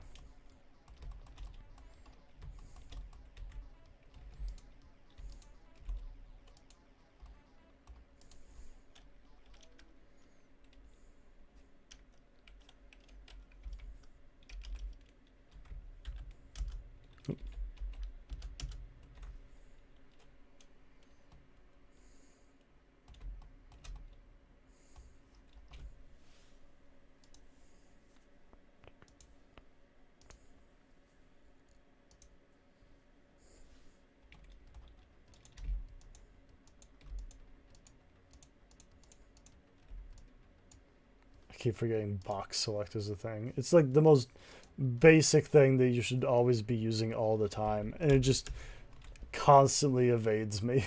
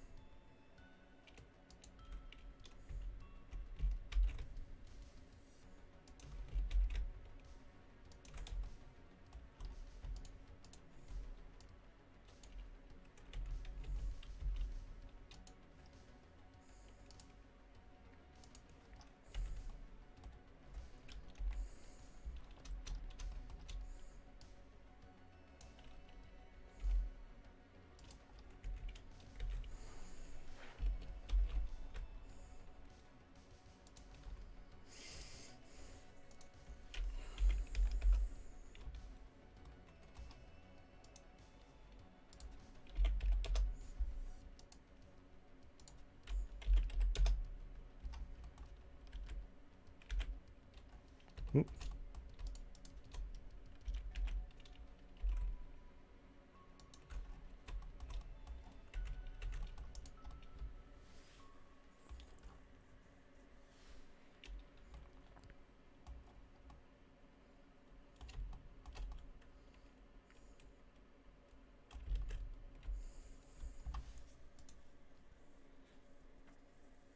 Man, this plunger is such an aesthetic, though. Ooh, this looks horribly dangerous and very inviting.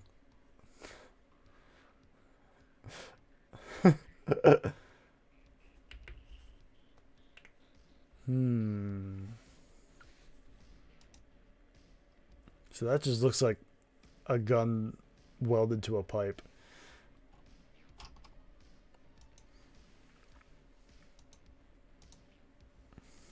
Let's see here.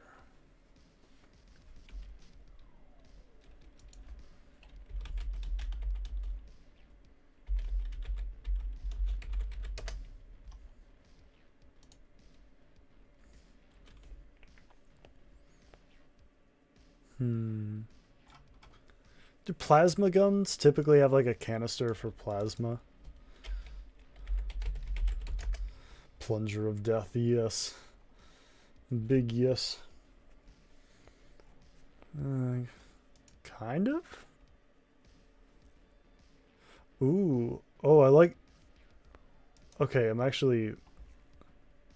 Alright, I'm really feeling the enclosed casing here for this. Actually, this looks really nice. Holy crap, actually. Alright.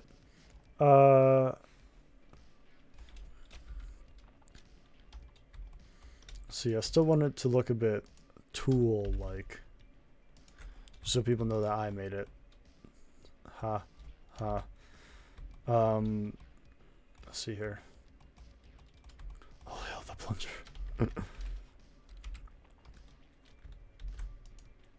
Oop. Whatever. I'll ignore that issue. See what happens.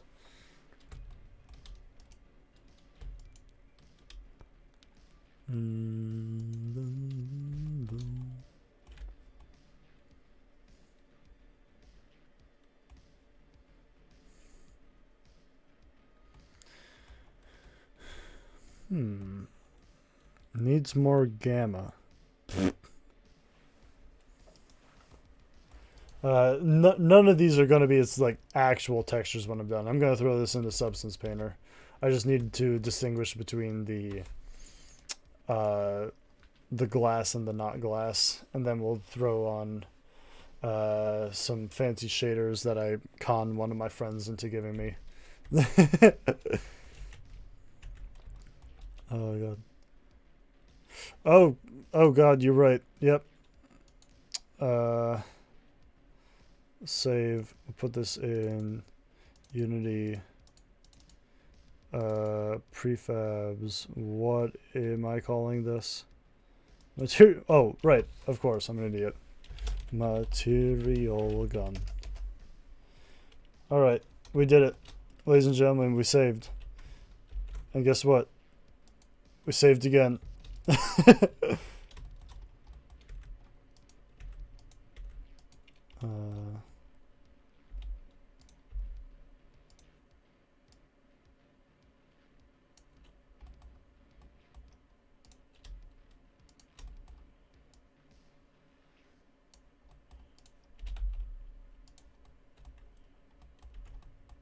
Nah.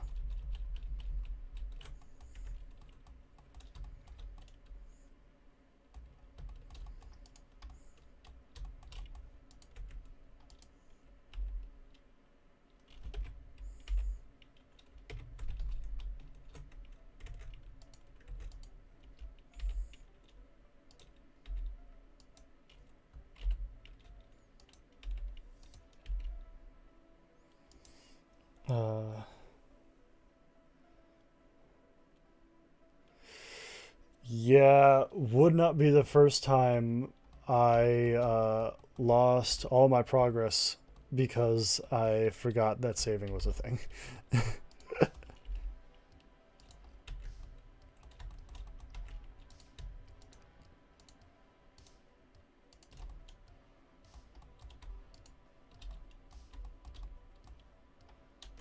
Did the thing again.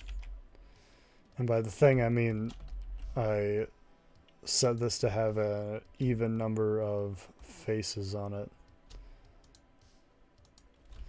which makes the one thing I'm trying to do harder than I want it to be.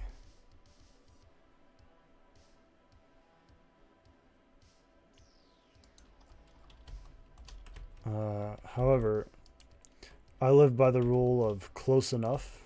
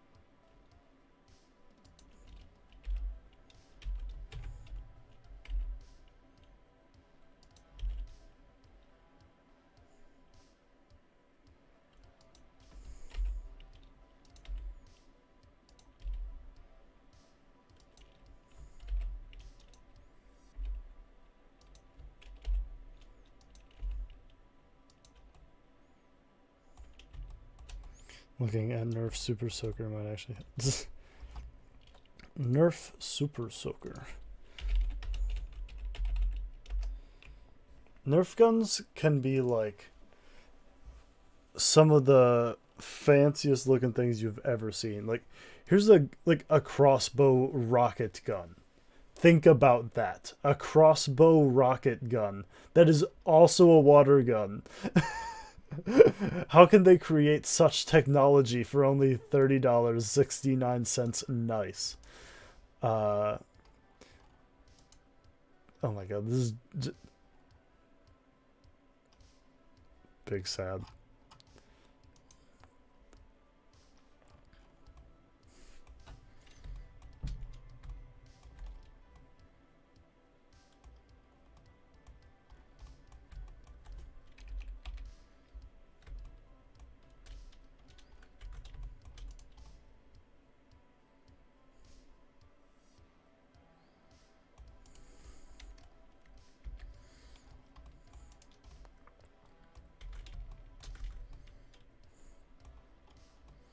Let's see here.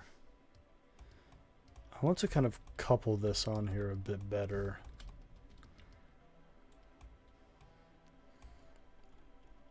But I don't really need to. It's kind of coupled on here pretty well. I could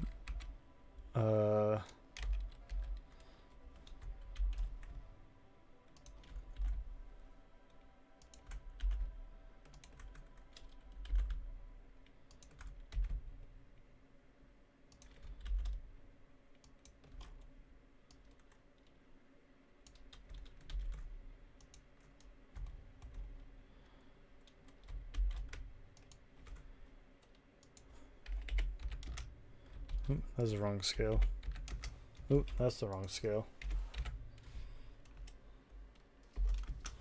Why is scale different between Blender and Unity? I will never get used to the world of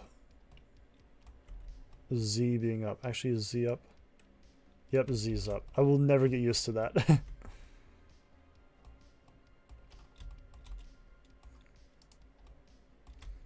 I'm so not used to it. I didn't even remember if I was right.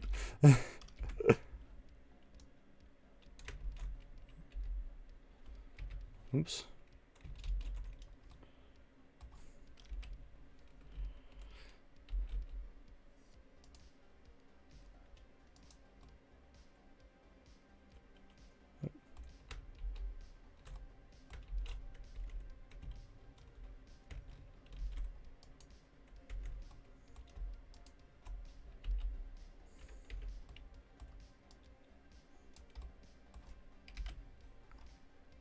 Perfection.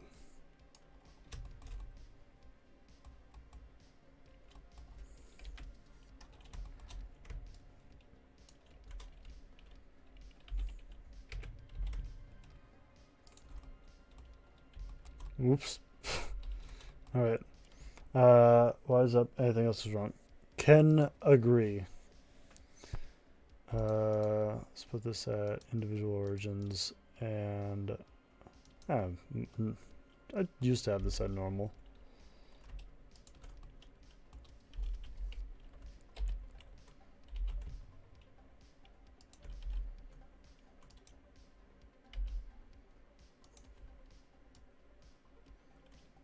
What is going? Oh, that's why I don't have that at normal.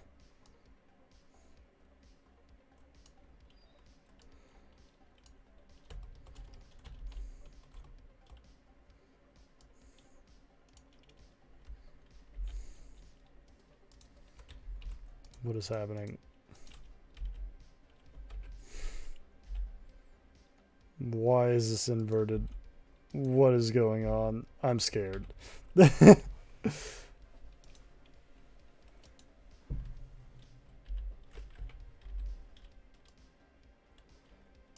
And I've duplicated it.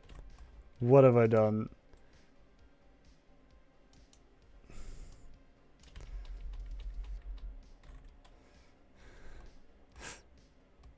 Why is this backwards? What is happening? Oh my god. I've applied everything, right? Am I just insane? Am I going crazy? Is that what this is? Are you guys watching me lose my sanity? As long as there's an arrow that points up, I'm good. You see, normally I would agree with you, but right now... my up...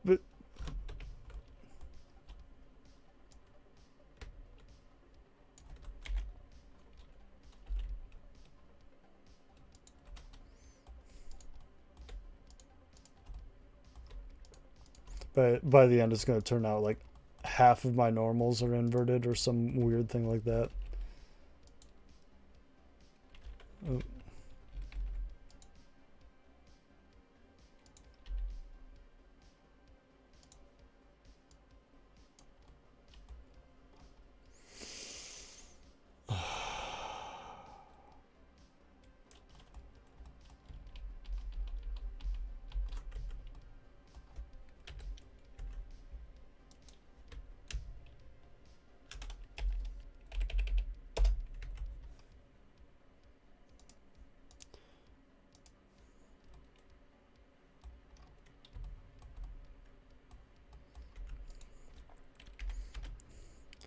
Oh my god, if you feed off my misery, then you should just wait until we get to Substance Painter.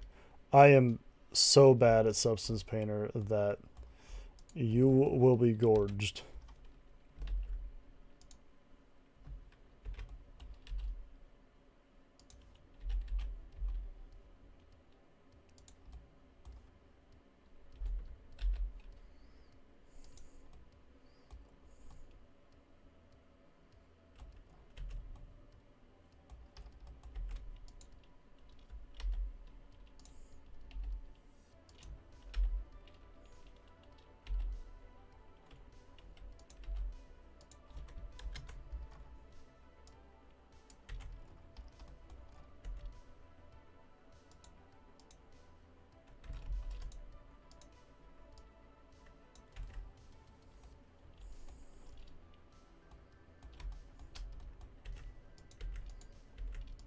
Should the dimensions be like that? Which dimensions at this point?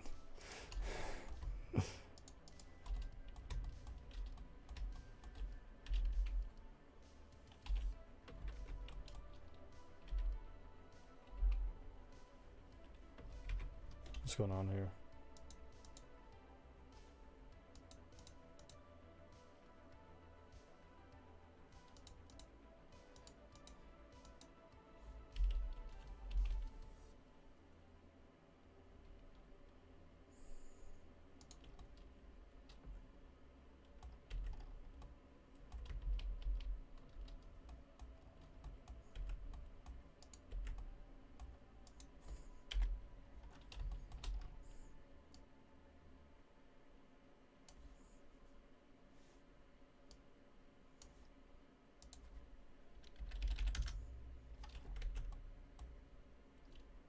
The one where I use the scale.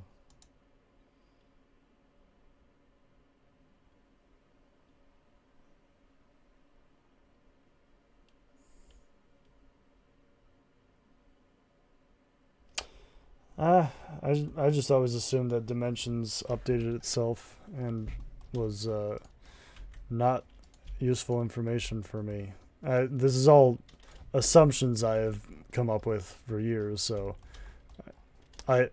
you'll find I assume a lot of things. All right, this is looking like something I can work with. All right, these guys right here, however, cats separate by material.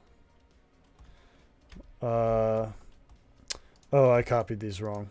That's what happened. Well, I mean, that's what happened in this specific instance of something screwing up.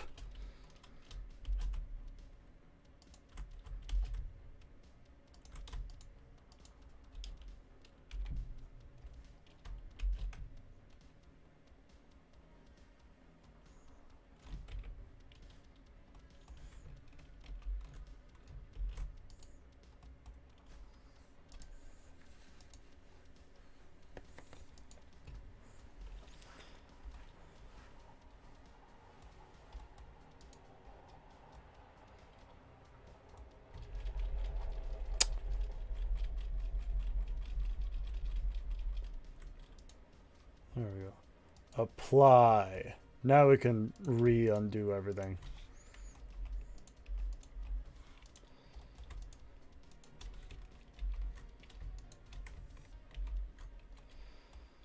Always apply your modifiers when you're done with them, kids.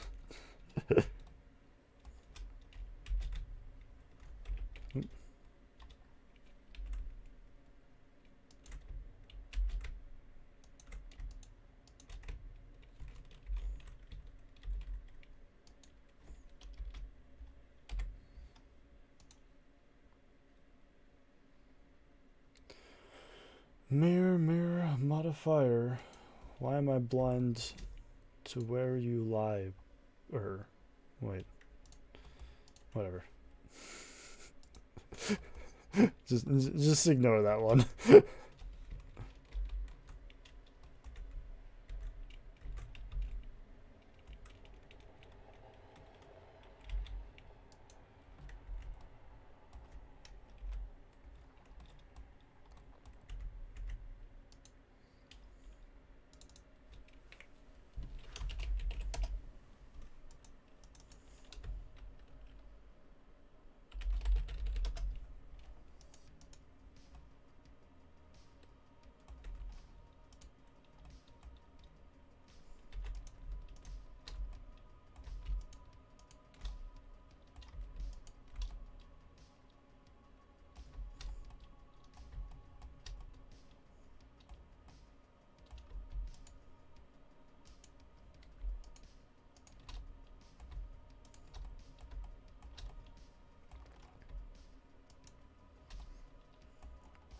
Alright.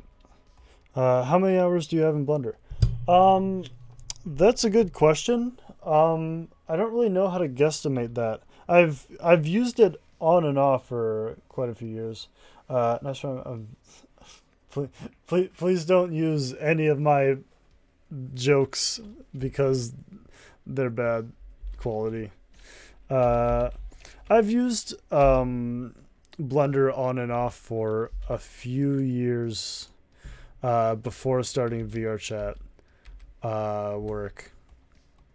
And that's pretty much where it really kind of took off my like 3D modeling stuff. Just like in sheer amount of time I invested into it though. Here, merge it center.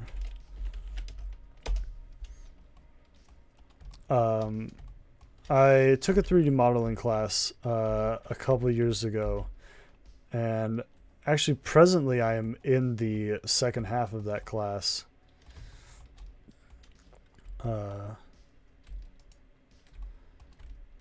And it's definitely been helping a lot. Like say, I'm gonna be honest, it was about maybe 2 weeks ago that I actually started UV mapping anything ever. Which is why my UV maps are pretty crap as of now. Just really don't know what I'm doing most of the time, so I just kind of hope for the best and press the Smart Unwrap.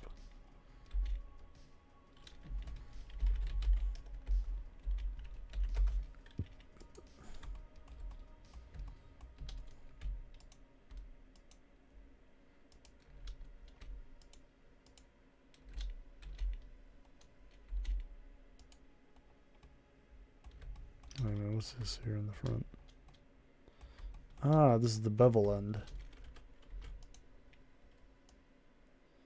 There we go, problem solved.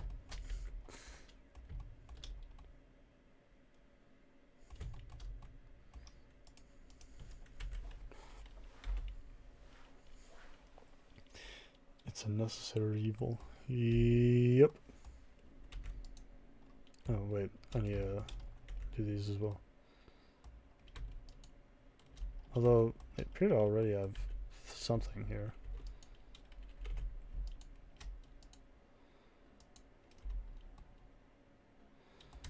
Actually, I'll just do it on the inside ones.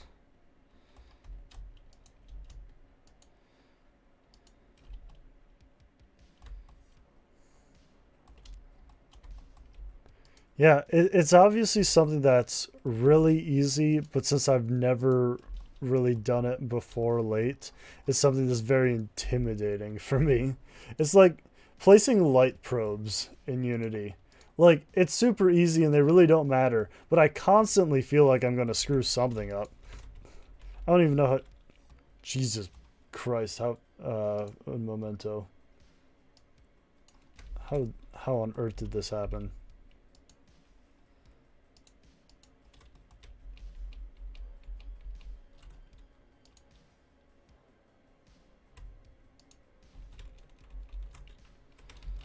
Nope. It's easy to fake it in Blender. I don't know anything about Maya. I learned a few days ago how to make textures not repeat in a really ugly way. Yeah, I saw a recommendation for a video on that the other day. And what?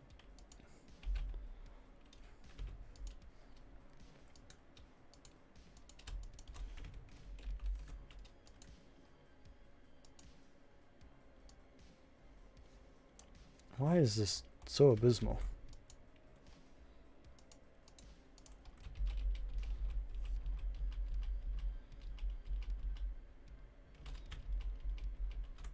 Alright, I'm going to perform my patented secret technique for fixing shader issues or pretty much anything in Blender.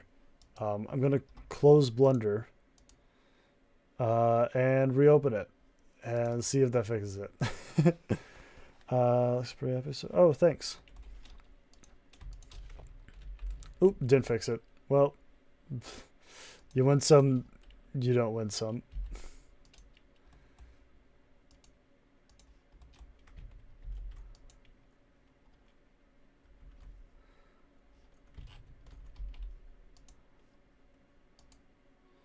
Why is my auto smoothing not working for most of this mesh?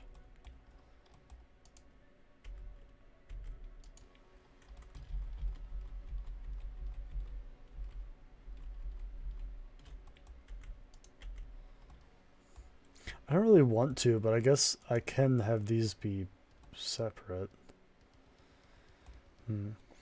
Okay, I'm back. My phone just...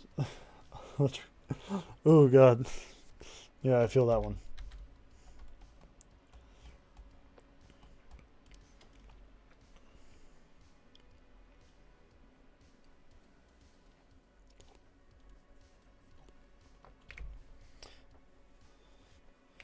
I need to learn more about procedural texture in Blender.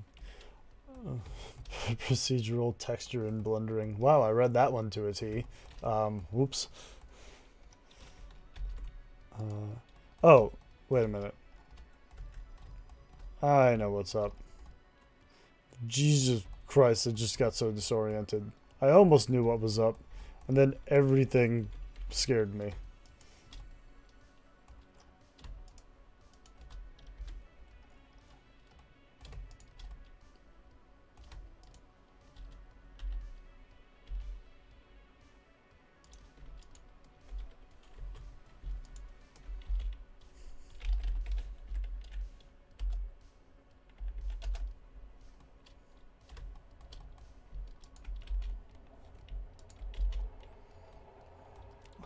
What I didn't realize is that I had massive amounts of n-gons in here.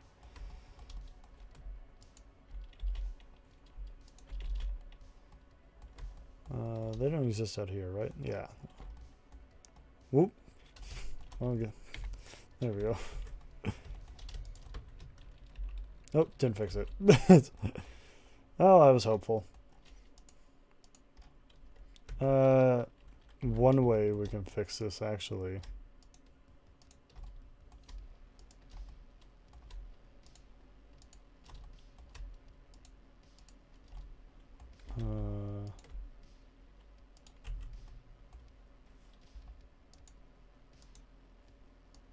What is wrong with these things? Why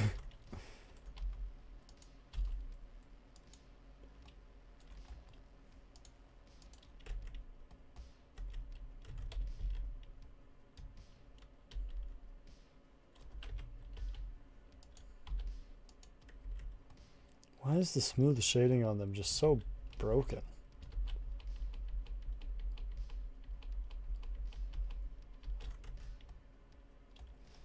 Here, just separate by those parts.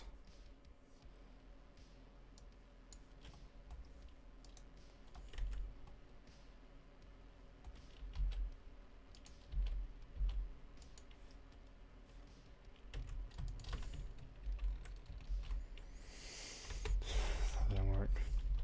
Oh well, I guess I'll just have another thing. What do you mean full scale should cut? What? Oh, I feel like I missed something.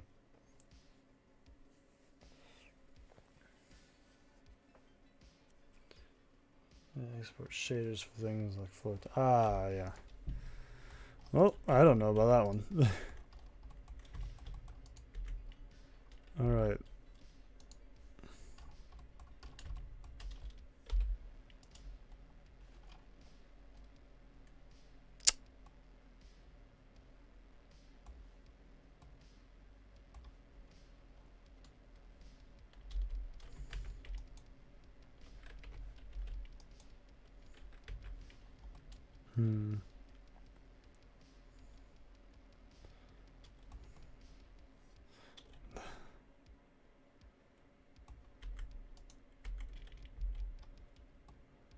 Those are fine.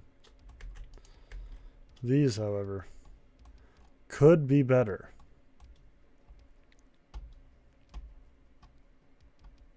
That's going to have such a massive download size. Wait, my thing? One of you guys talking about something else? Shaders? Blender? Wait a minute. Yeah, I'm not following. I'm easily confused.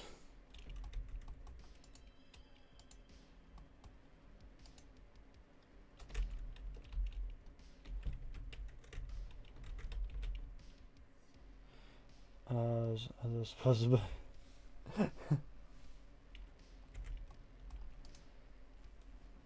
Alright, I'm gonna call this good. But not before I do the sacred. Import model. VRC SDK.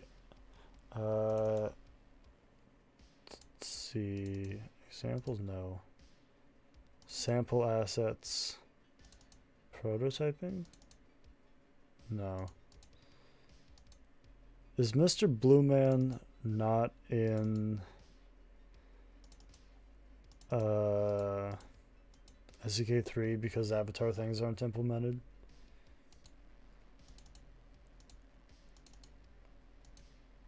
Big sad. Alright, well, I'll just import a cube. Alright, the cube is 2 by 2 meters. So let's scale our guy to... Alright, so we're going to imagine that this right here is a person. So this is person size for VRChat. Which means these things might have to shrink a little bit.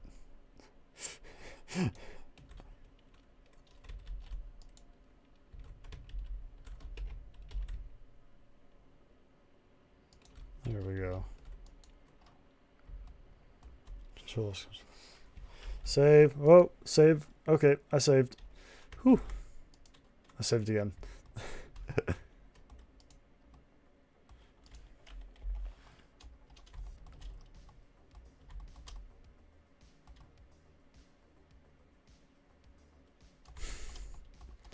Oh my god, I'm far too easily entertained. Nope, that still screws it.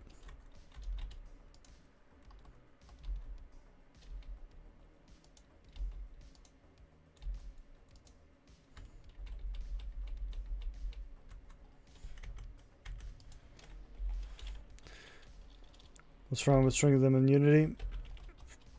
Just guess I presumed. I just want to have it like the right size going in, I guess.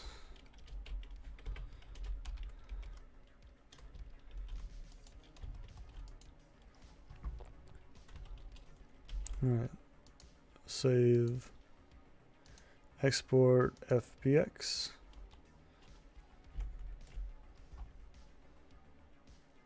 Oh wait, I have to wait for it here. There we go. Give me the goods, yes.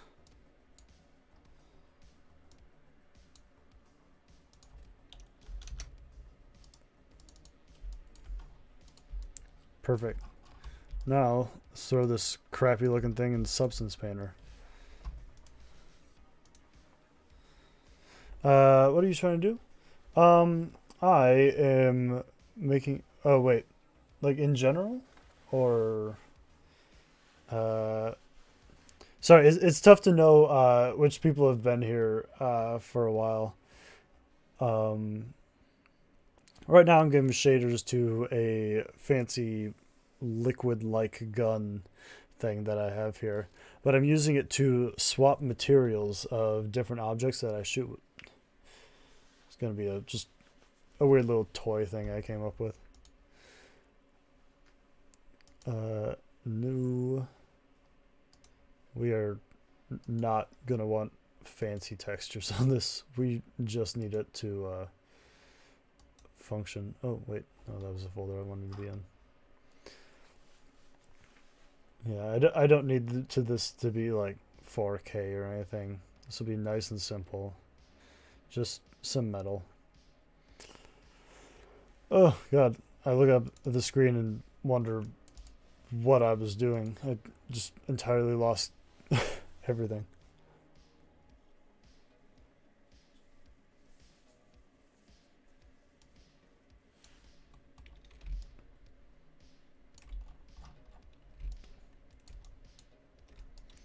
Well, let's head back here. Highlight all the faces.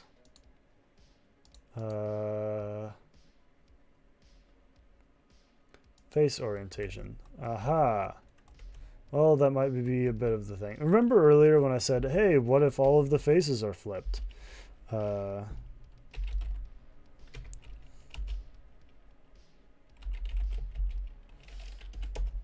we go. Recalculate normals.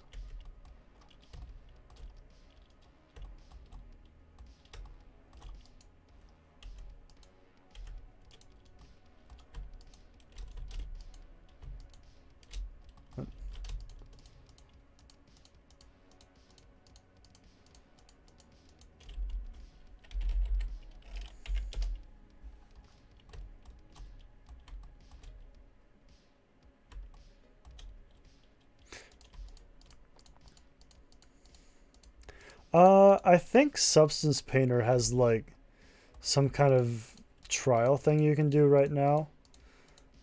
Like you get like a year or something. Because I don't think my Substance Painter is on a school thing. It might be. Oh God, honestly at this point I don't remember what I have on my school things and what has trial. Here, if I go. Yeah, I've got like 316 days remaining of this, so it must be some sort of trial project thing. But a year of trial, actually, yeah, no, that is, now that I think about it, yeah, that's a school thing. I had to send in a picture of my student ID for that. Though I don't actually think I had to, because the system seemed to immediately check me as good. So it's probably a bit more automated than it should be.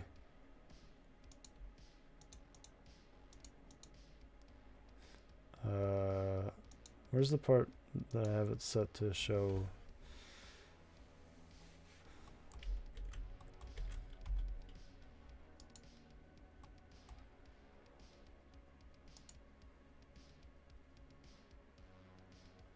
There it is, face orientation.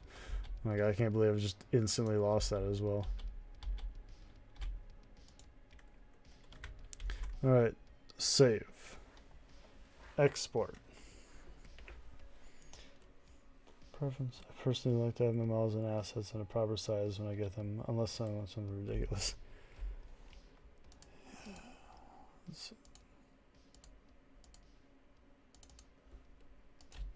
Just re-import this. Ah, God.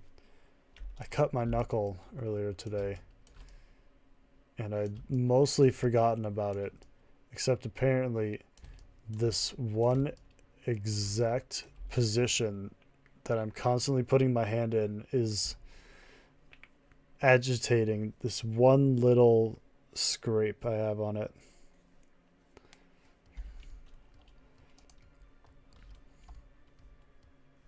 Oh, look, it's almost midnight.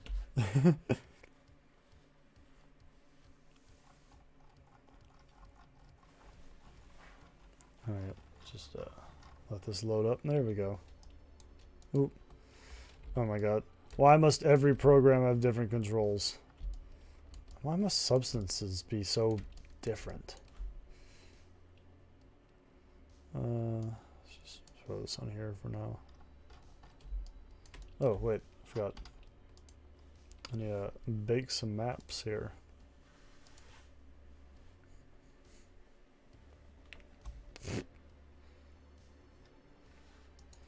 Alright. Maybe something here isn't ideal. Though, it looks like it could be like a little cap. So, I'll do what I do best and ignore it.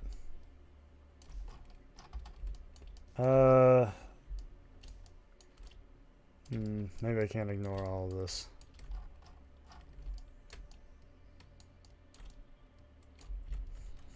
Alright, let's see what this looks like.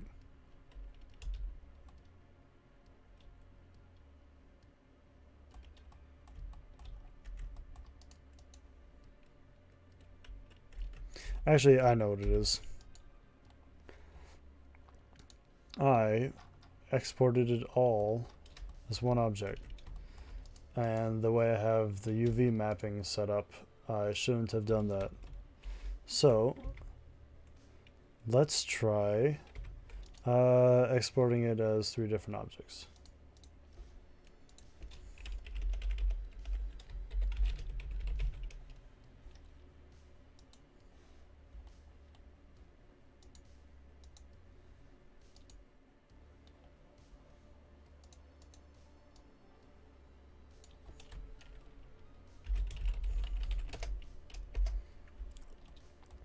Man, canister is one of those words that I just feel like I spell wrong every time I type it.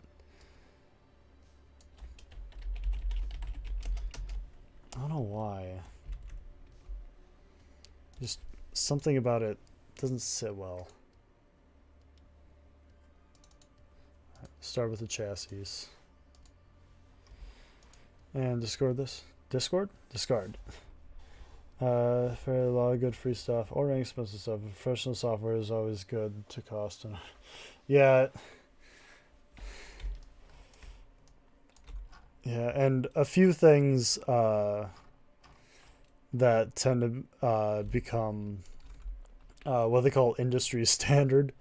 They get to that point and they're like, oh, we're industry standard. Everyone likes us exactly how we are. I guess we don't have to ever update again. And then everyone's like, well, we can't move away from it because we're stuck using it. But it's so crap. Oh, God. Like, ZBrush, incredibly powerful tool. Like, I entirely see why it's used so much. I cannot stand it. It is the worst interface I have ever used in my life.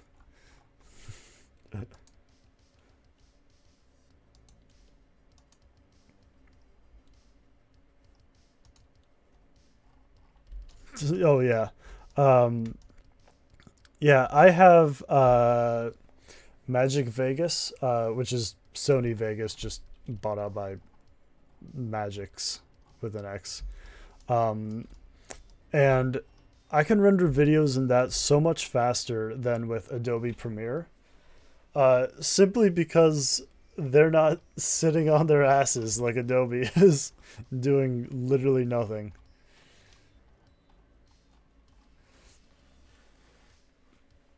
Yeah,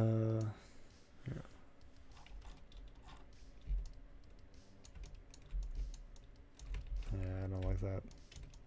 Need to find something that looks good at this low of resolution. Hello, Hunter Brody. Welcome to the stream. I'm presently making a, well, right now it looks like some kind of tank cannon, but I'm presently making essentially a glorified paint gun that entirely swaps the materials of an object that it shoots at. This is only one part of this. Hello. Welcome to the stream. Latex looks good on everything.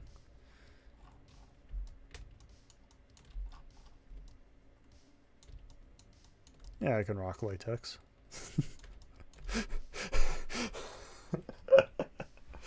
Oh, God. Alright.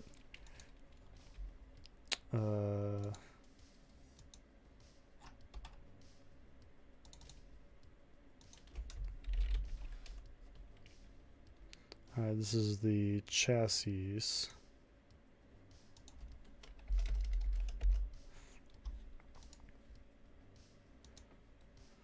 I should probably make a textures folder. This does not ever save in the folder I want it to, and is infuriating.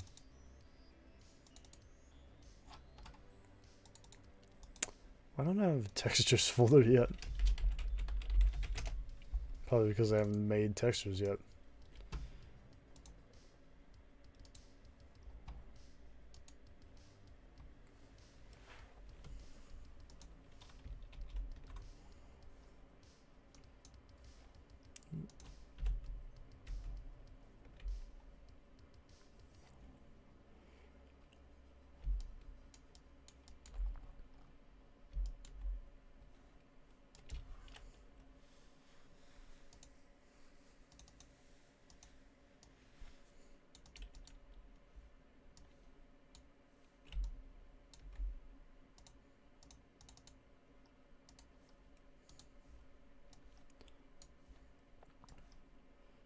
No.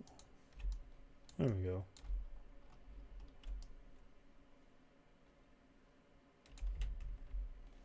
Simple, easy, nothing too fancy.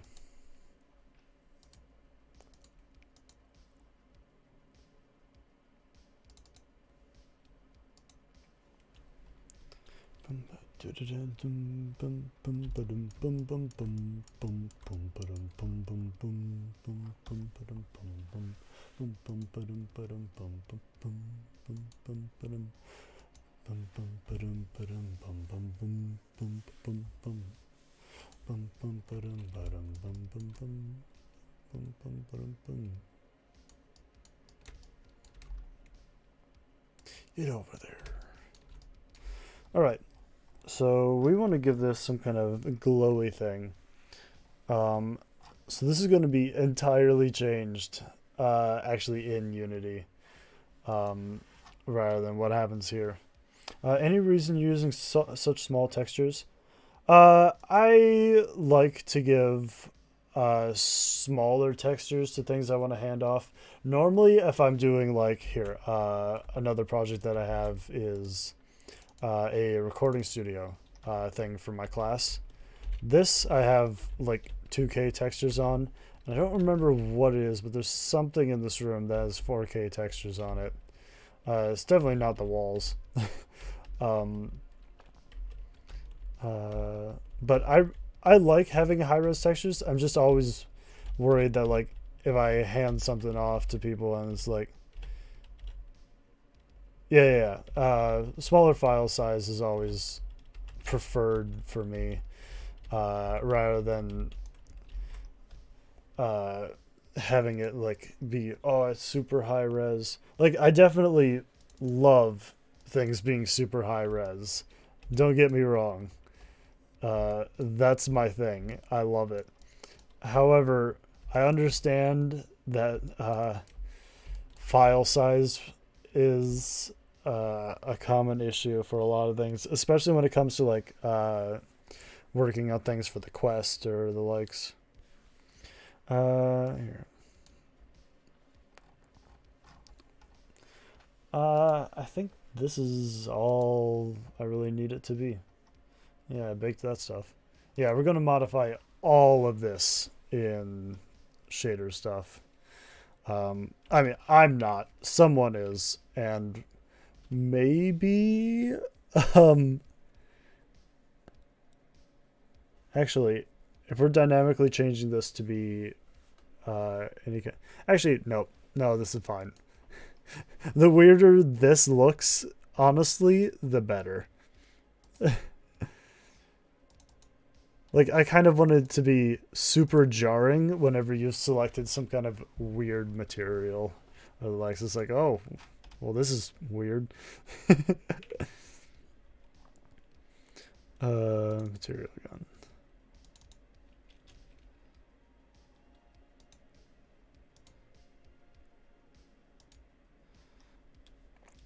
I've hit save settings so many times, but it will never save on Unity Universal Render Pipeline. It's always on Unity HD Render Pipeline.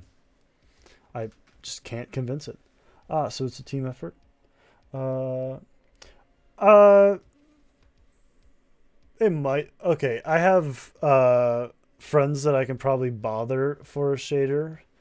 Um, I tend to bank on being able to convince other people to be like, hey, can you do this thing for me? And they're like, yeah, sure. I'm really good at this thing. So it will be like 3 seconds.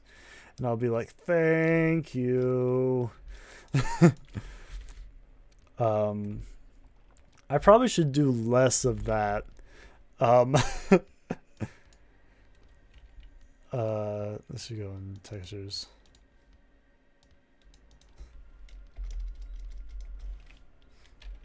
Canister.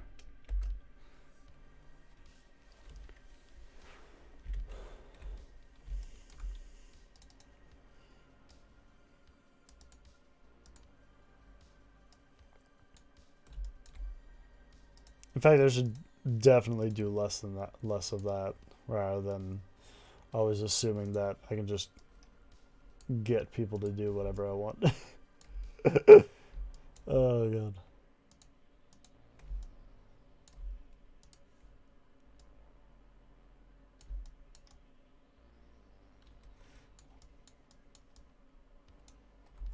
Yeah, maybe I actually don't need anything fancy for this.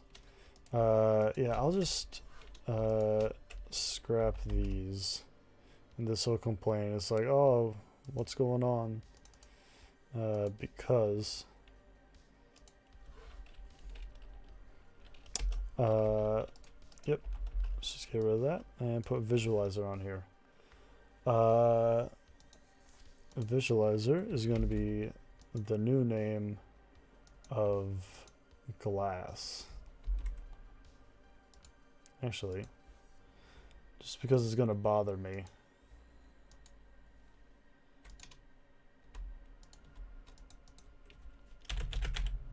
There we go.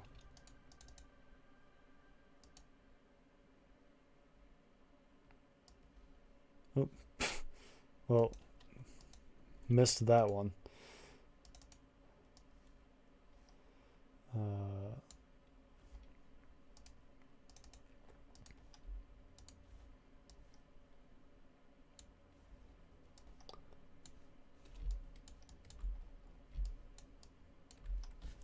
Alright, I'll change up the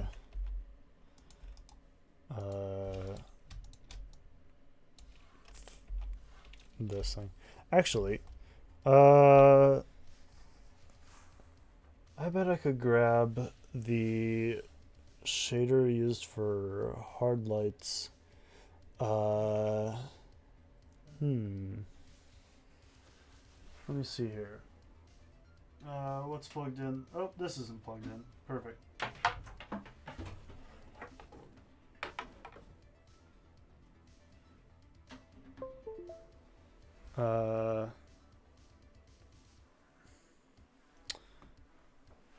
Let's see here. Actually,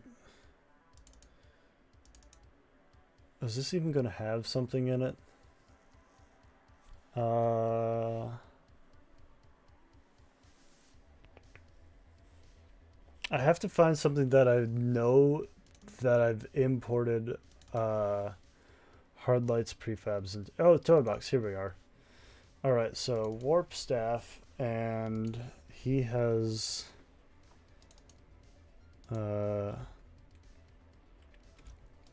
slider control shot.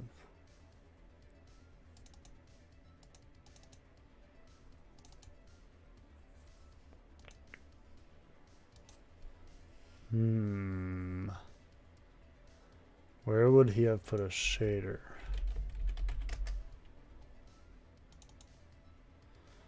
I'm gonna say it's rim light.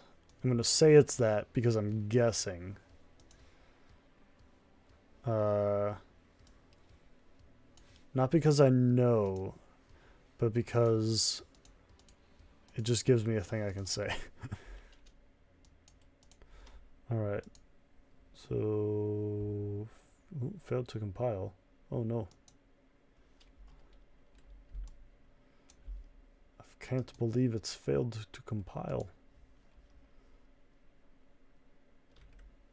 Oh, wait. I need the other file.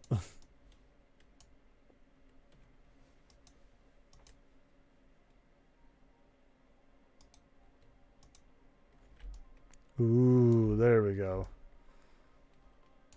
That's an effect I can get behind.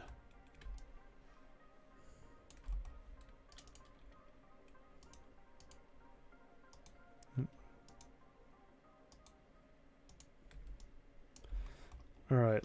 I don't want it to be yellow, though.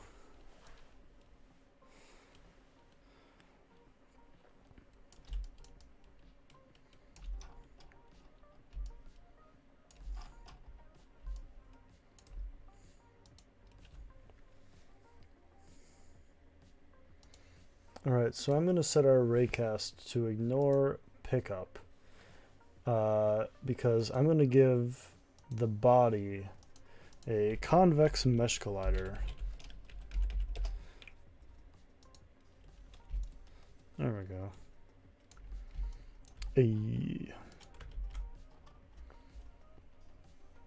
Oh, looks like I've been added to some form of group chat. We'll see if that goes mute. Alright, build and test. And we'll see if we just broke everything somehow.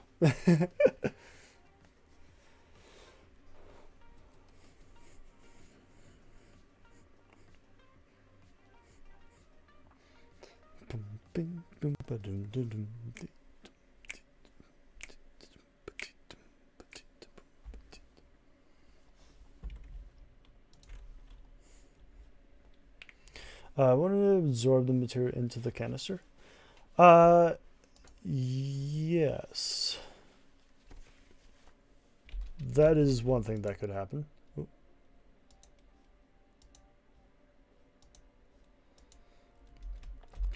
I guess what I could do is, can I make this shader transparent and then have a internal animation? Oh, I can make this transparent. Okay.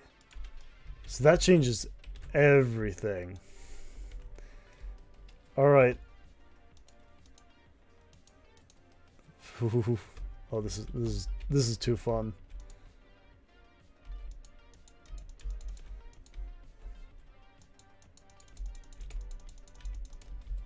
It appears to have a bit of delay in it, so I'm not sure if there's some kind of issue with it detecting whether or not it's actually colliding with it, or what's happening. You excited for Avatars 3.0? Yes. I don't do much with avatars in general. However, I do a lot of stuff with source assets, like from Portal 2 or Half-Life or the likes. And being able to just use any and all animations that I want from that is what I consider ballin'.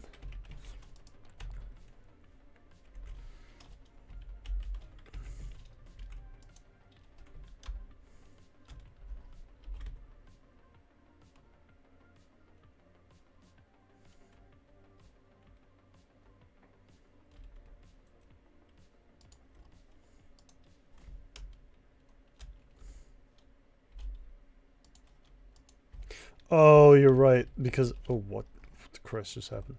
I forgot I gave it like a really small range. I need to make that a bit bigger.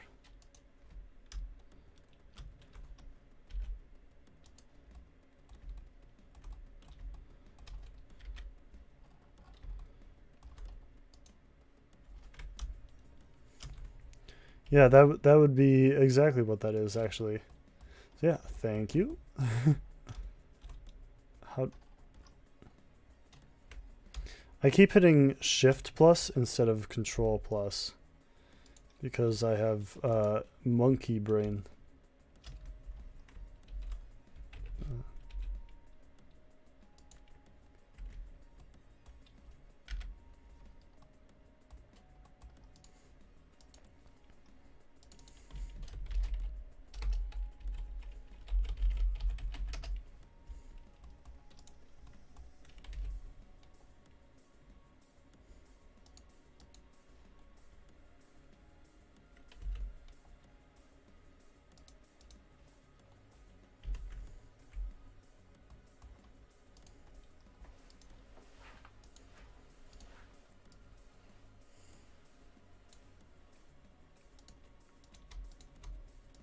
Boom, boom, boom. Control plus. Control plus. I believe it increases. Yeah, it increases the selection amount in a radius around what you've done, which is really nice for really quickly selecting things. So visualizer. Actually,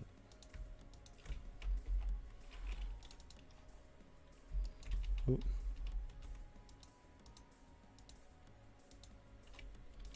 You're going to be glass.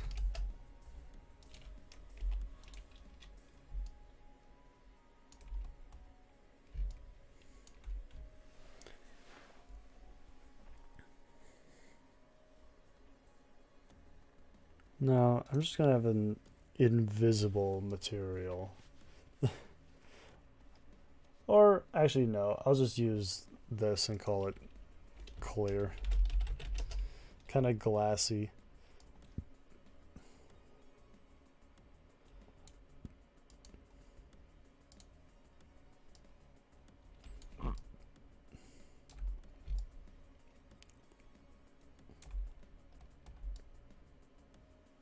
Yes, it is very useful. Oh, I should look this up quick. There's a okay, if you want to do anything Blender ever,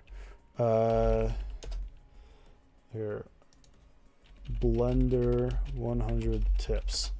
It sounds super like clickbaity, but this 100 Blender 2.8 tips you might not know is the best video I have ever watched when it comes to watching, learning Blender. Because this guy just sat through hundreds of hours of tutorials writing down random things he thought was interesting or useful. And it's almost an hour long video of him like talking about all this stuff. And oh my god, it revolutionized my way of thinking. Actually, I can close all these tabs. Of thinking about pretty much anything Blender related.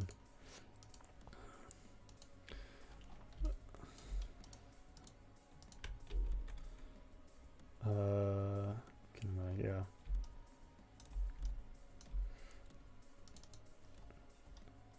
All right, so yeah, we don't really have to worry about range on this. We can just make it huge. If someone wants to snipe something.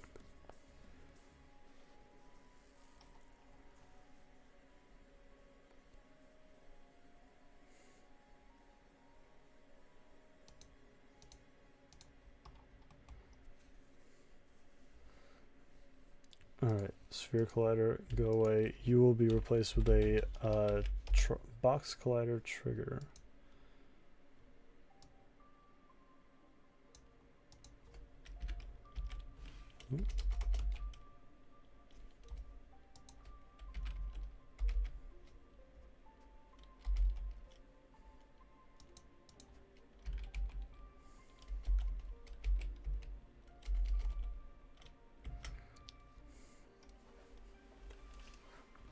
Control W to close a tab. Oh, neat.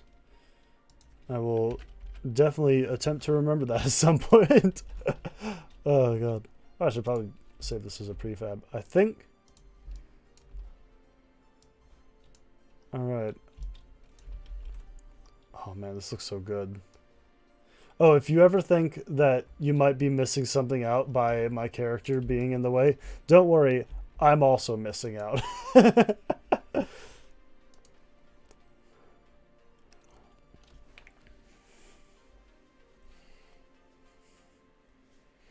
Alright, let's boot this up.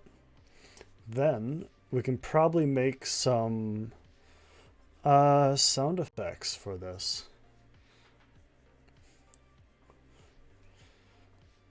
It's kind of a... Should it be kind of a paint splatter synth?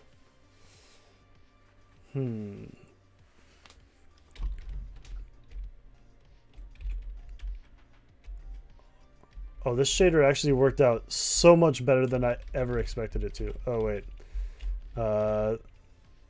There's a few objects that are children of this that aren't on the pickup layer. I'll just move it off and then move it back on. Apply. Alright, boot that back up.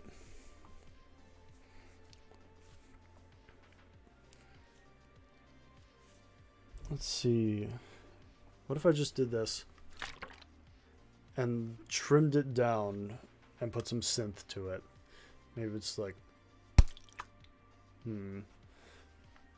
what a bit of a,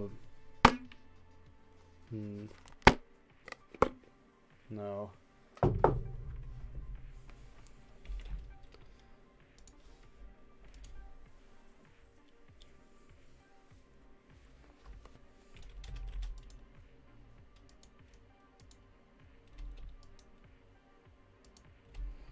All right. So presently, it is definitely covering up the internal material too much. Let's see here. Visualizer. Let's just give you one of the materials that we would actually be using, like red. All right, now we can adjust visualizer.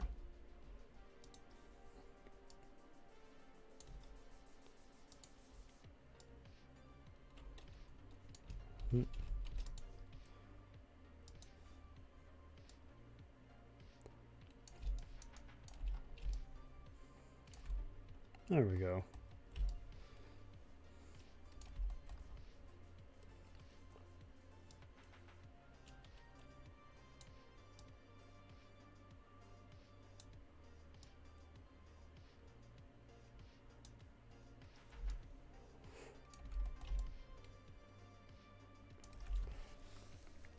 Cut down the room width a bit as well.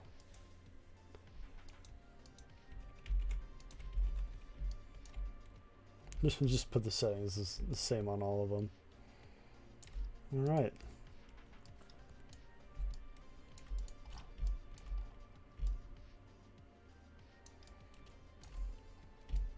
Very glassy. Actually, we can probably make this a bit less transparent. Ooh.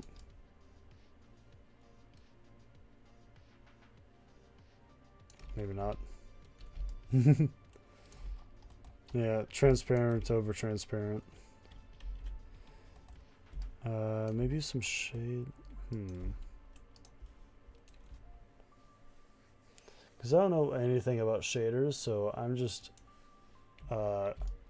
looking at this and assuming it's going to do what I want it to.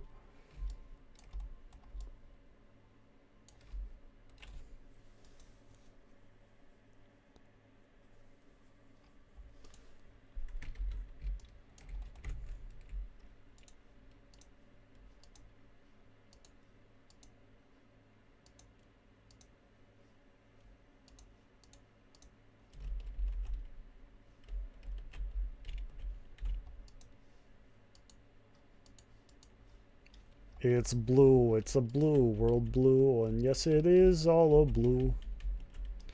Right to the stream. What did I miss? All of it.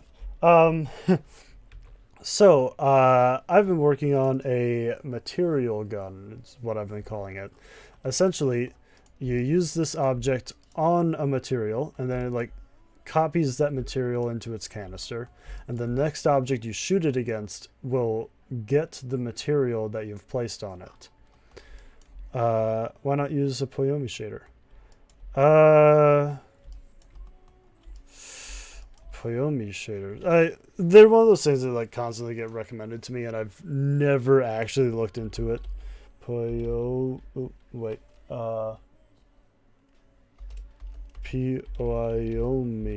shade. There we go.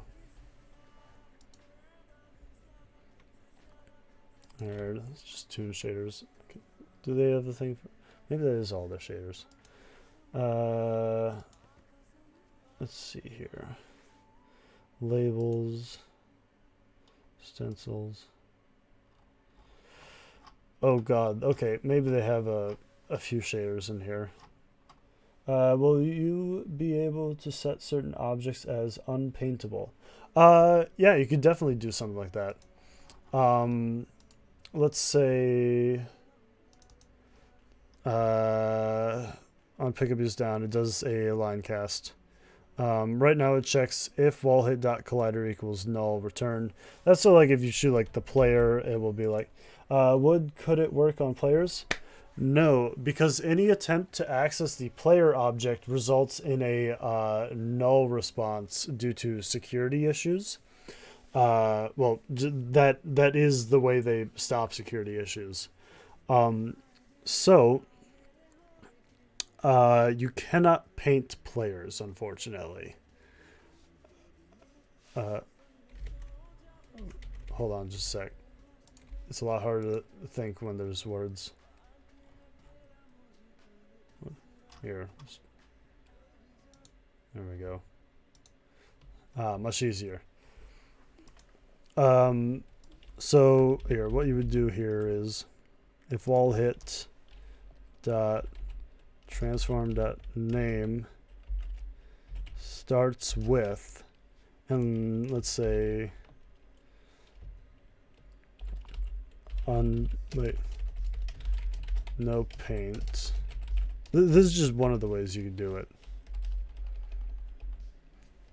Alright, so if you put the word no paint in front of the object, the way it has it here, it'll just return, which means it cancels everything else that happens here. So yeah, we can actually set up a quick demo of that. That's actually a good idea. That's why I have you guys around to tell me what to do. There we go. Material. Oop. Compile. I think. Since it's a material gun, does that mean the gun will be able to change the shininess of the texture on the object as well? Well, it grabs whatever material you shoot at first, so it will take the shininess of the material that you've like captured inside of it, and then paste it onto whatever the next one is. Like if you had a texture file in the project, would you be able to set the gun to that rather than just a color? Yeah. One thing that you could definitely do is have like I'm trying to think of a good way you would do that. One thing you could do is have a large set of materials in your project, and then you could have like a array of materials. You should put some strikers around the paint. Strikers? Stickers. I would if I knew more about Substance Painter. I feel like that's definitely something I should do though. Because right now it just kind of looks like a sci-fi weapon more than that. Actually, I still have, oh my god, I still have Substance Painter open. Yeah, I got rid of all that information anyway. I'm actually surprised I have Substance Painter open, because if I have Substance Painter open, VRChat just doesn't work. Here, let's get a texture in here. Chassis.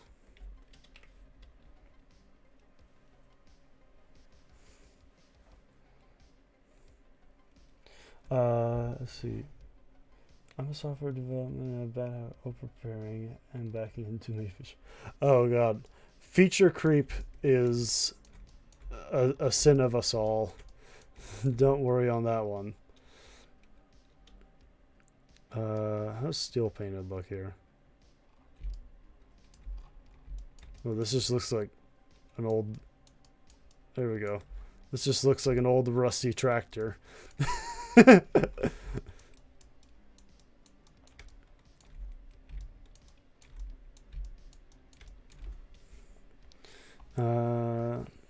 Machinery.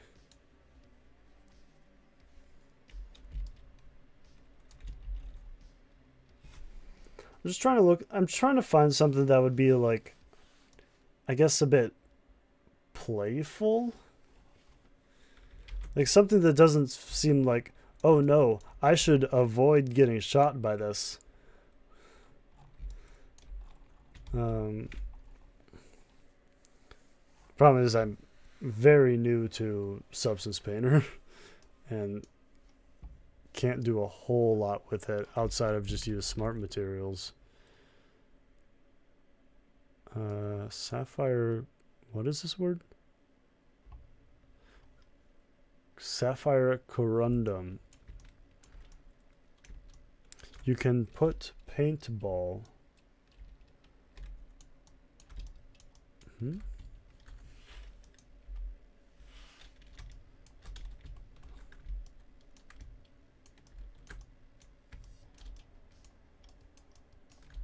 wonder if I can here.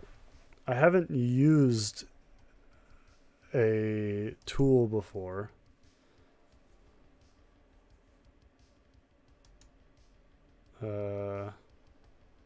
Ooh, screw bolt.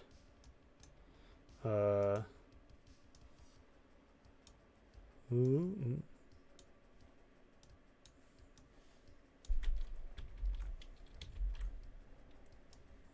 I don't know.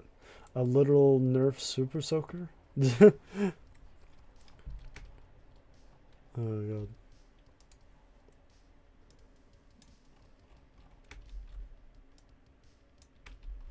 Oh.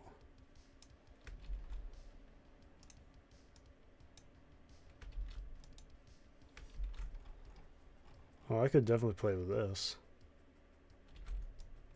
Oop.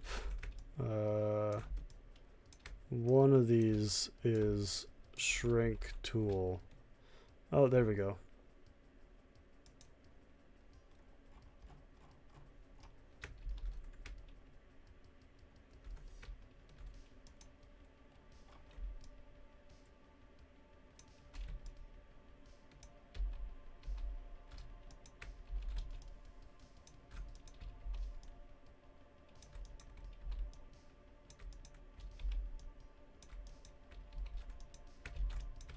Oh, it just randomizes it. Okay. Ah, you heading out? Bye.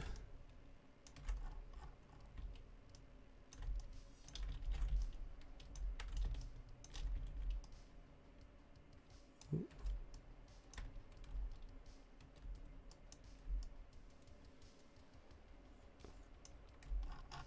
don't know what that adds, but it feels like it adds something.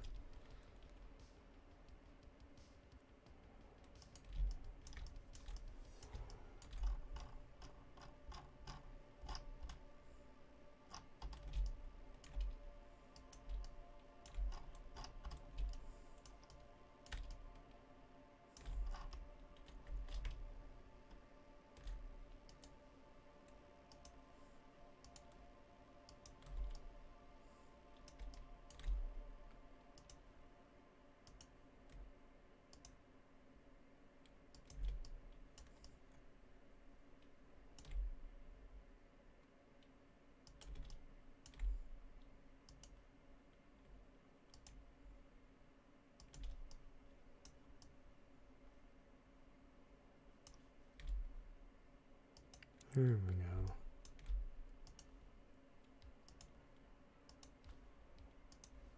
Wait, zipper. I feel like you could put a lot of weird things on a paint gun, but a zipper might just not fit.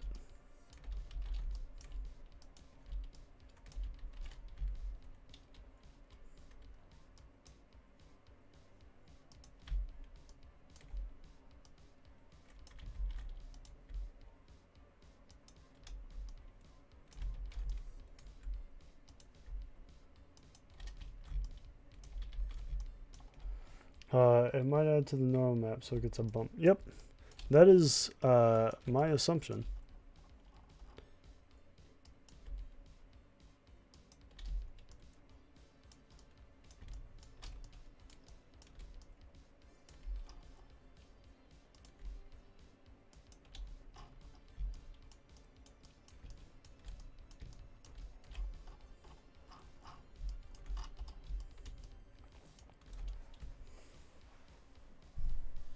Oop. I just put bullet holes on my gun. The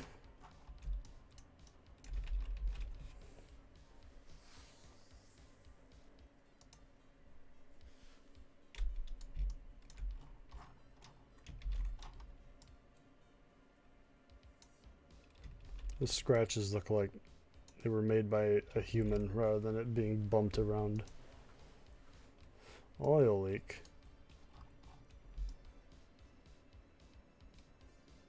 I guess that's one way to generate texture. Just literally drip it along.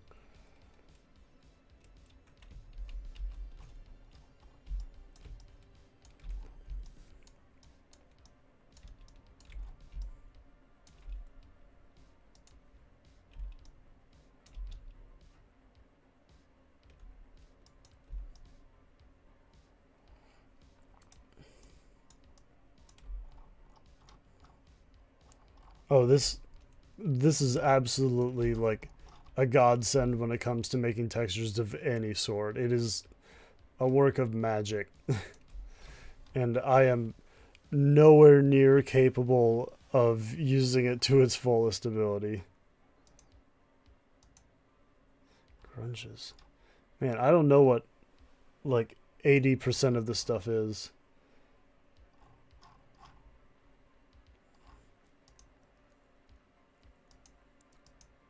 Smart materials are what I know the most. Actually, hull damaged.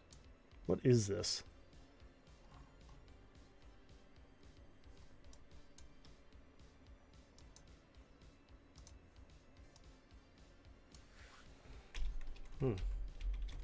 Guess I'll ignore it. What'd I come here to do? Oh yeah, I was trying to make... Oh god, I was trying to make this more friendly.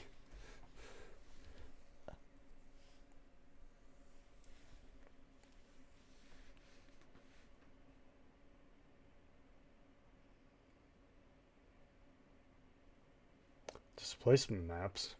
Uh-oh.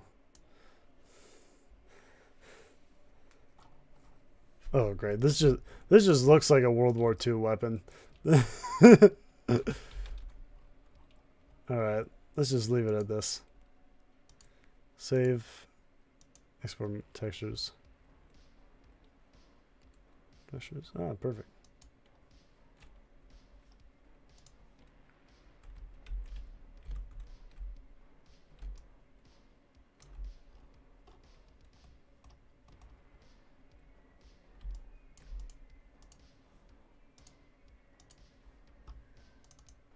Wait. Did it make a textures folder into... Oh my god. I don't know how it managed that.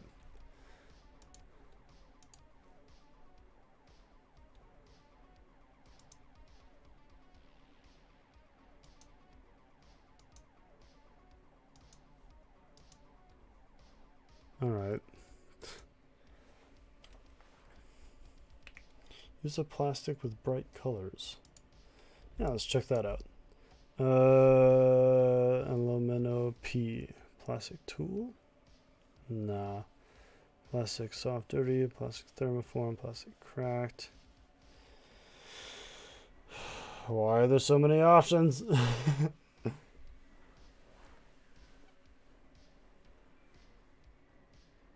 Plastic used.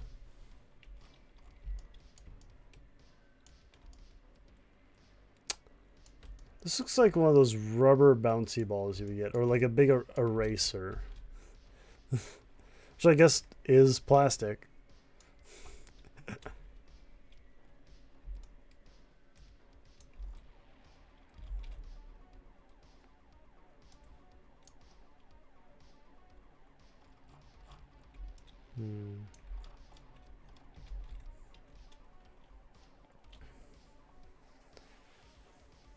Yeah, I'm just looking through these here because there's a lot of like plastics here. Ooh, glossy.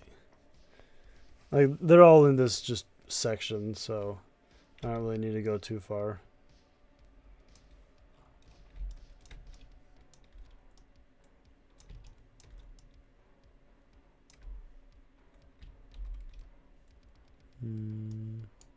Plastic fake. Why would I want fake plastic? Well, it looks pretty fake. Plastic arm mat. Ooh, marble.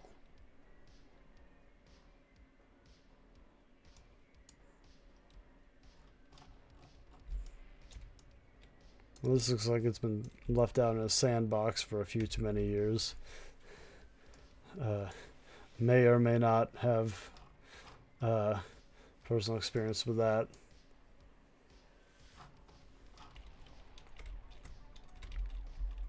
The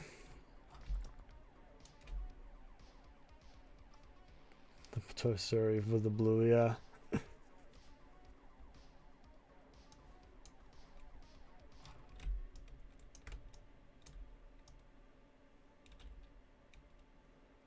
Now, the canister itself is already going to be blue. I'm trying to think of... Here, let's try playing around with this texture here. This is just a fill color.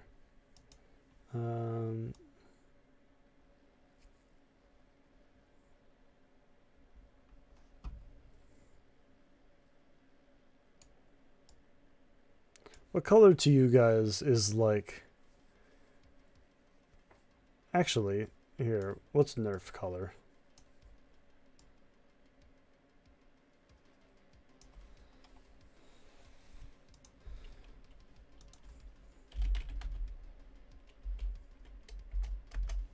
Just search Nerf. Like, what kind of yellow we show? Oh, it's orange and blue. So we already got the blue. Let's see. Oh, my mouse. Oh, my mouse is dying. Hold on.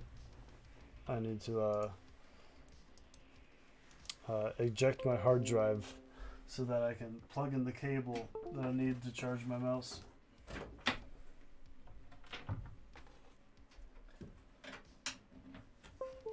Oop, and my cable for my mouse was plugged into my tablet. Oh, there we go. I may need more cables. There we go. Mouse plugged in.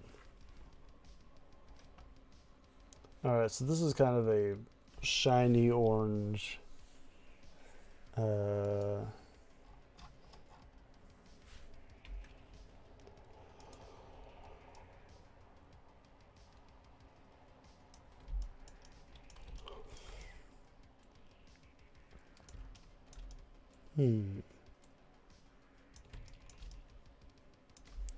Yeah, I'll export these textures and see what they look like with the blue.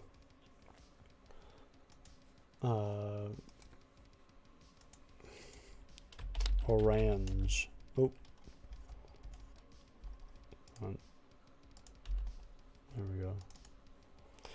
White plastic, then bright color splatters. Ooh. Oh, let's see.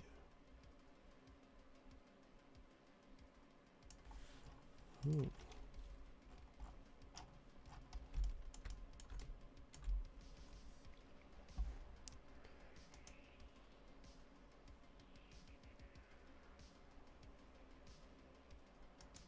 Can I pick the color of the oil leak?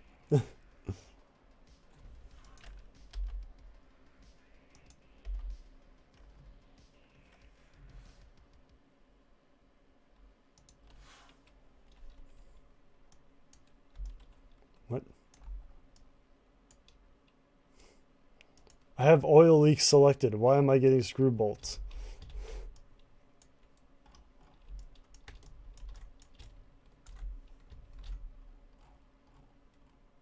There we go. Base color.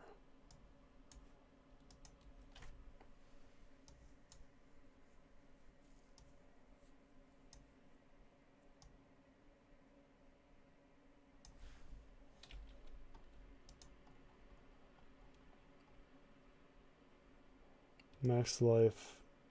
This doesn't need to be around for more than a second.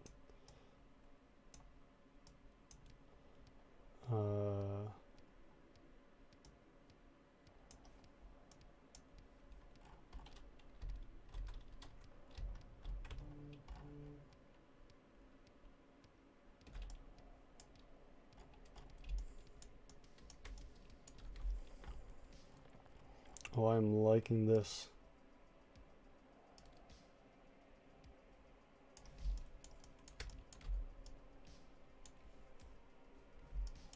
Oh, this looks very spray painted. I love that. Oh, this was a great idea.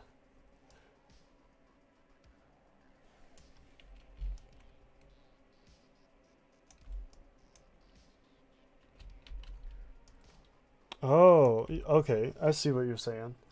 Let's see if I can set. All right, gravity scale factor. Hmm. Hmm. Not inherently.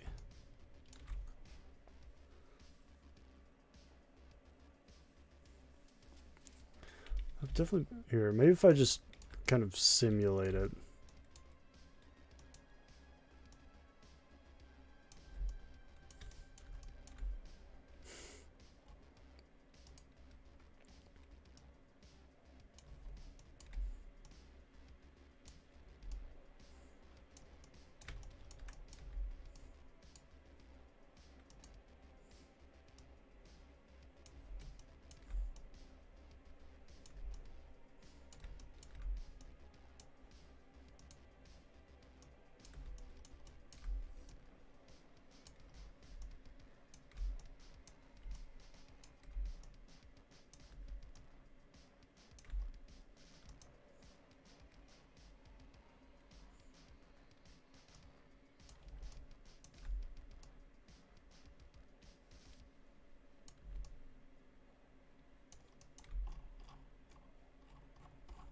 Oop.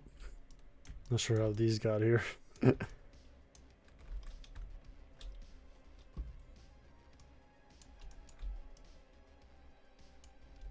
that's not how that works.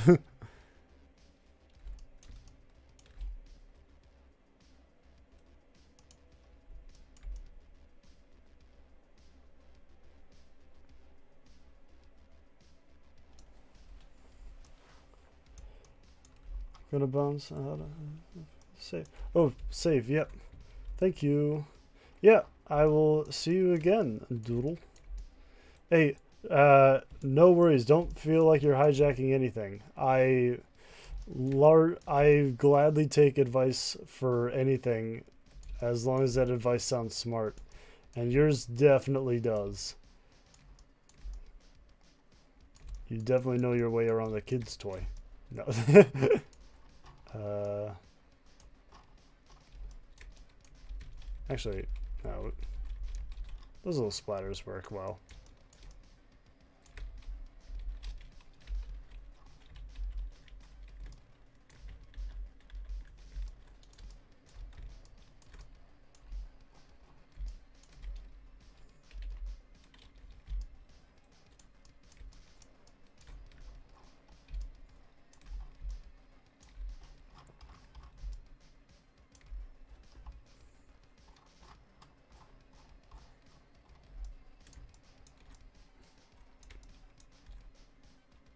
This actually... Oh, I like that. Like the horrible neon end. Alright. Let's export these as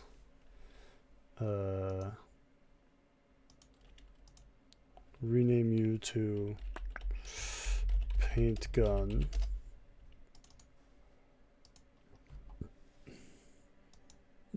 Oh, excuse me.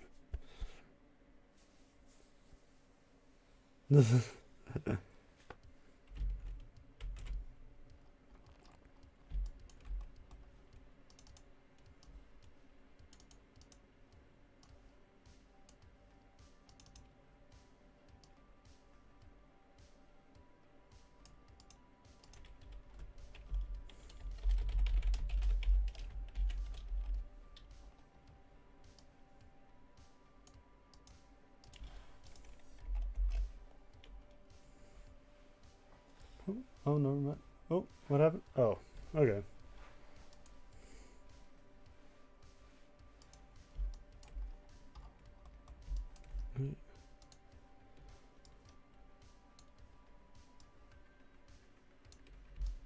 Oop.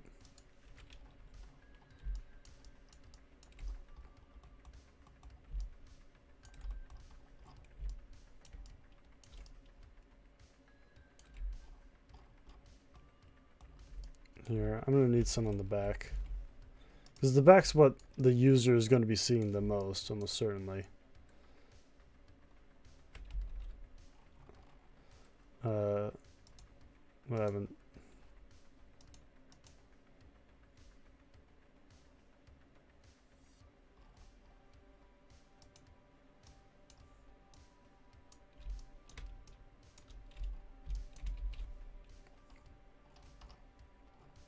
Alright, so the brush may have reset a bit, but that's fine. I totally know what I'm doing.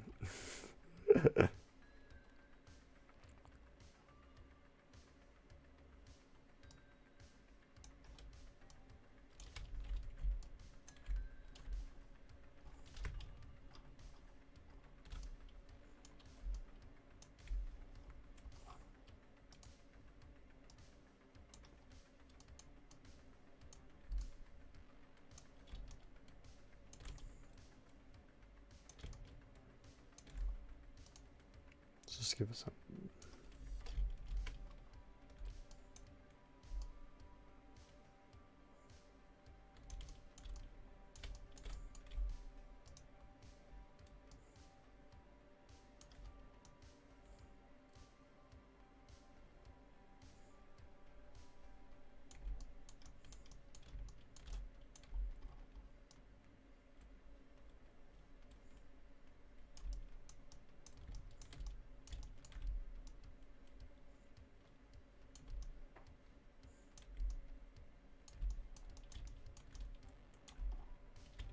Nah.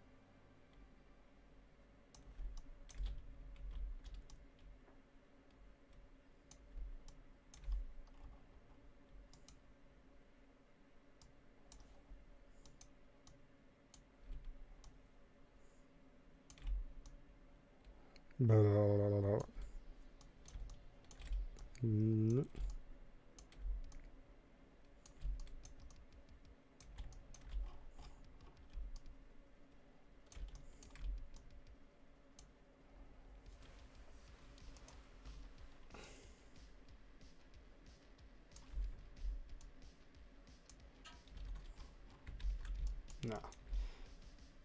Alright, good enough. There we go. Alright, this is it. Final product. This horrible neon Splatoon mess.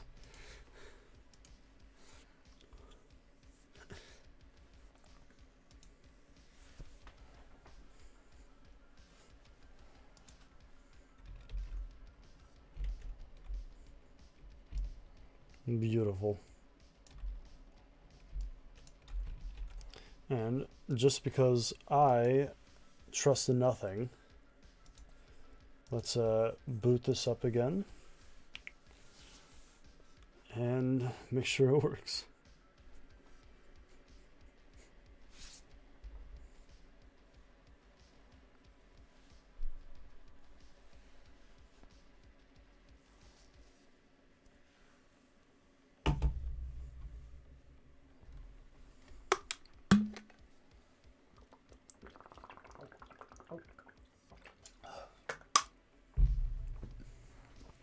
Water.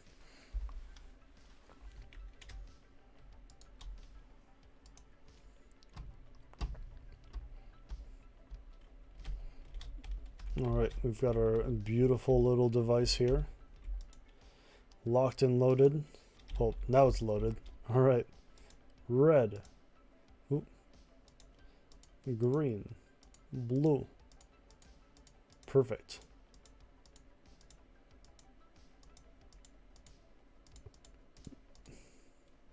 Nice. Alright. Everything still functions. You can see the texture within it clearly. Alright.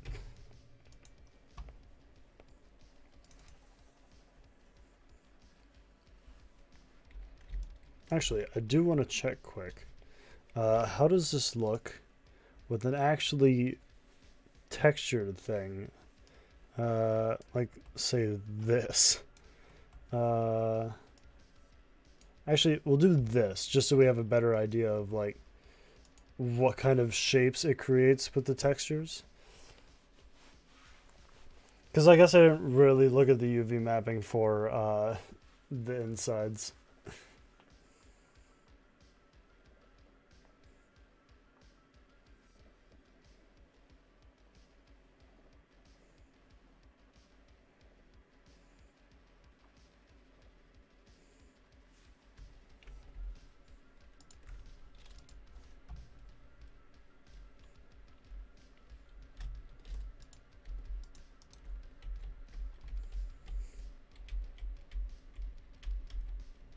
That's about as normal as you could get. Except for one half of all of it that's stretched. I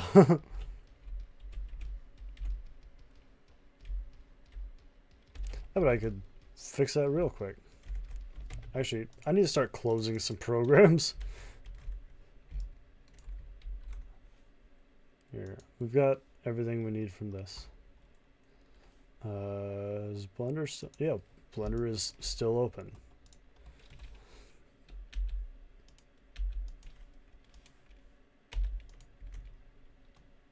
All right.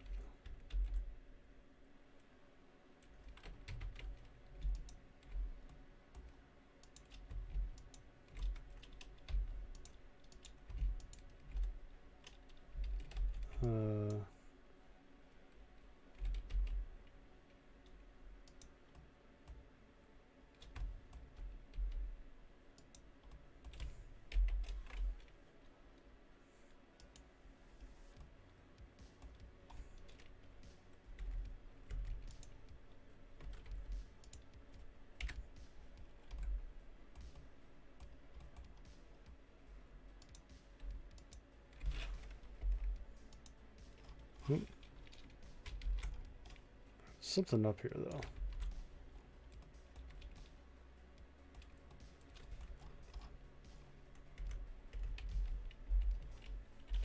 I'll just merge by distance. Nope. Alright. I guess there's not anything up there. Oh wait, that's just my stuff.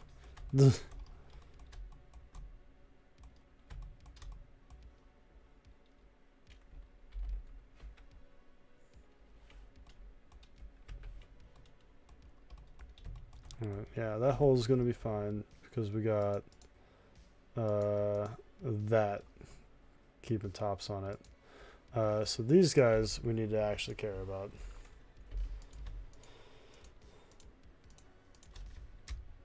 Select all that. Let's go into our UV editing.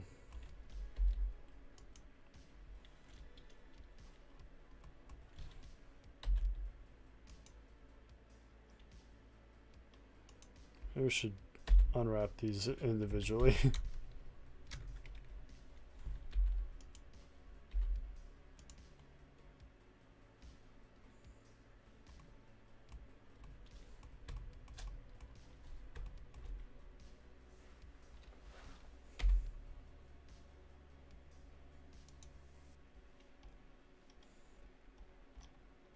It's a pretty small cylinder projection.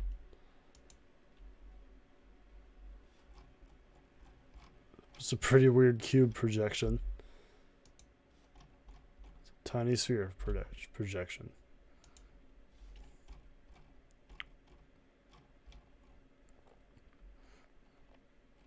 I don't know what's going on here, but I feel like it won't work, so...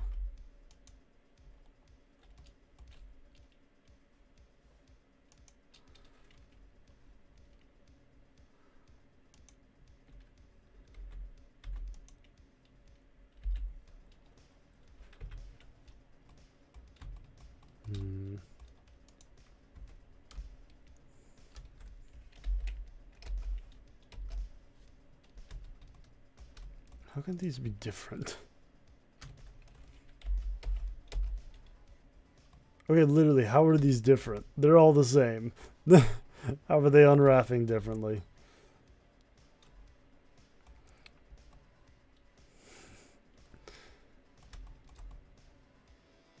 Maybe I should just start marking seams on these things, actually. Mark seam. Good enough.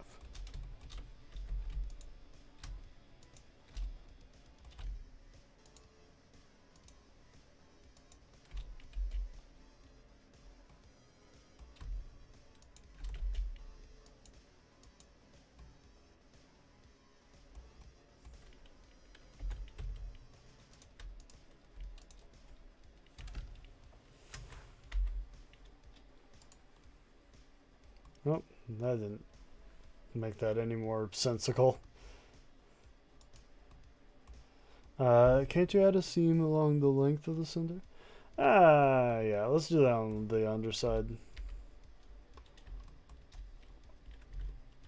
Dun, dun, dun, dun.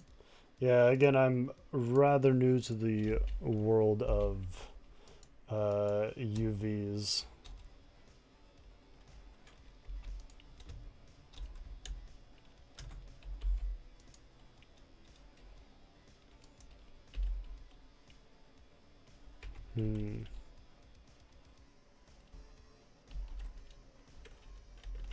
Okay, I see.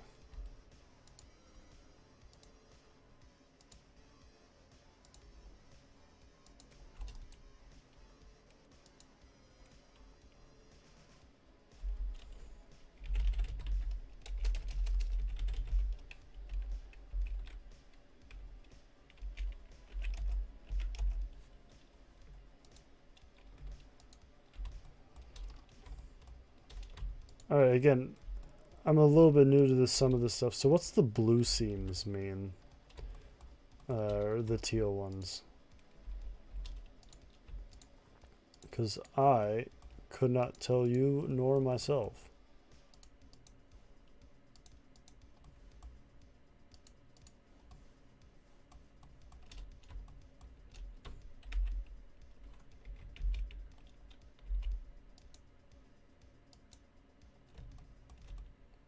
What?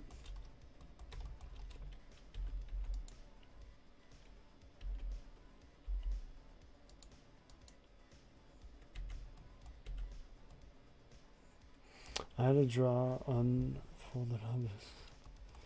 Oof.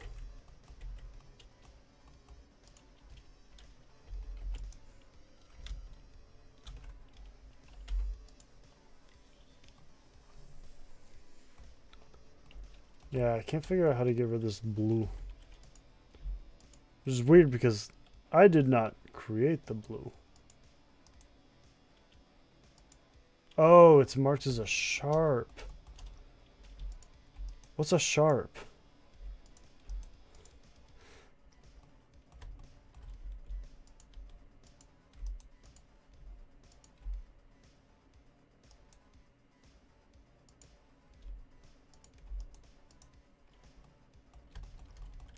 Alright, take 12.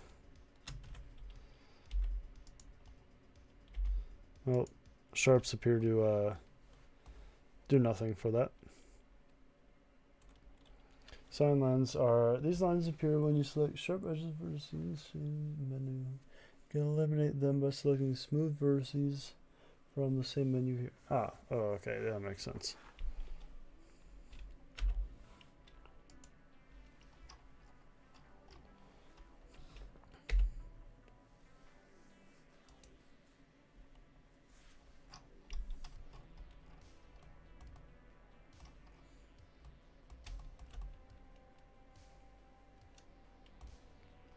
Why don't I just freaking cut these in half?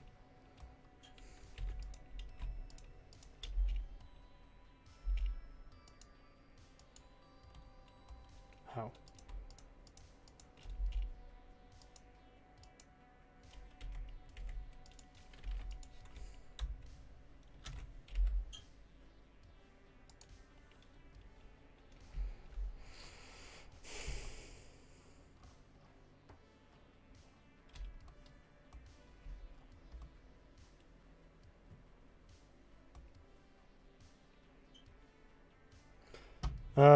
Yeah, sure, I'll try something. Because I don't know what I'm doing when it comes to this.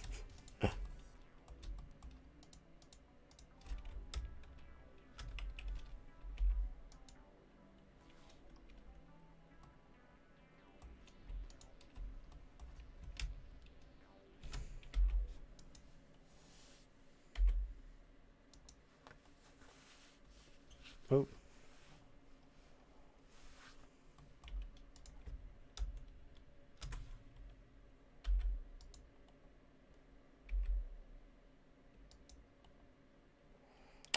Do a normal unwrap. Okay. Yes.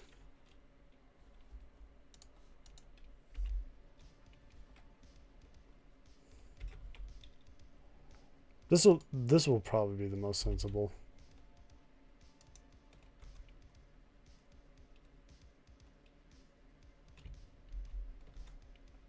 Actually, maybe if I just got rid of all seams, it would be the most sensible.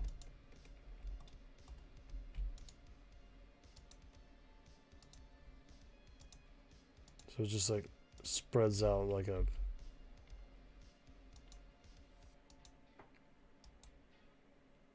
like something.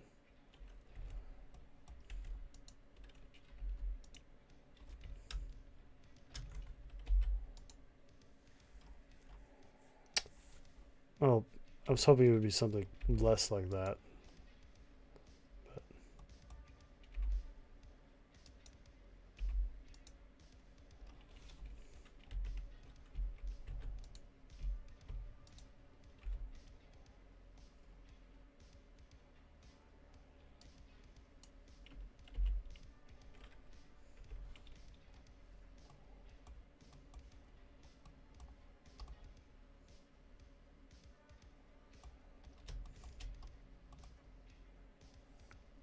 get a single seam from the tip to the back along the length. I tried that earlier. I still had sharps on though, so who knows what this is all about. How?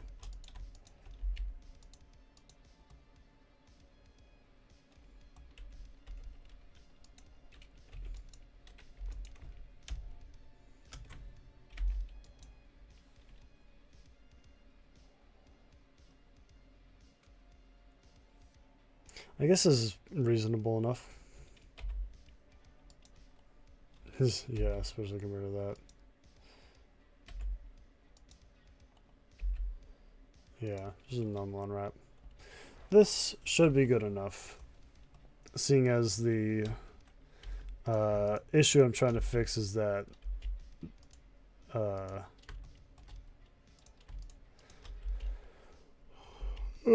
god, I just had big ol' yawn. The issue I'm trying to fix is just like texture stretching.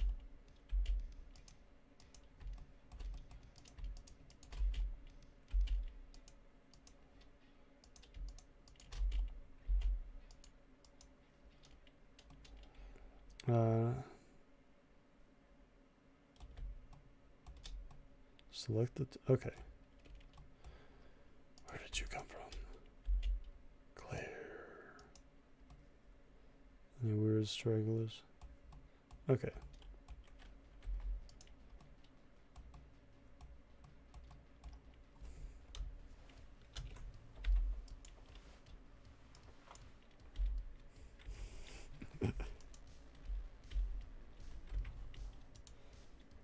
Wait, can I just proportional edit this?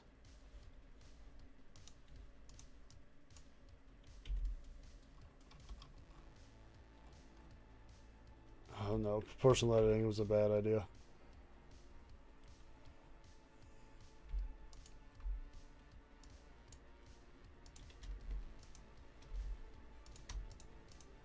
Wait a minute.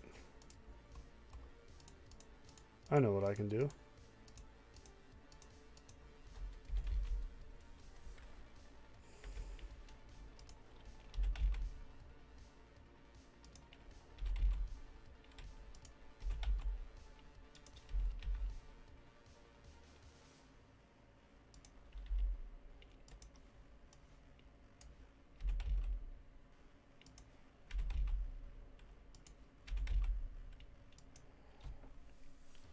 Oh wait, I'm gonna have to do this for all of these.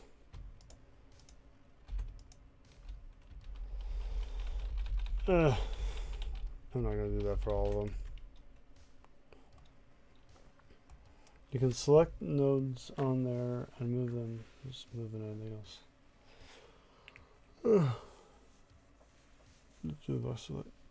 You would think that would work, but they have. Oh god, I'm not awake. It's a good thing I'm not coding at the moment because I have a hard cap of no coding after 11 a.m.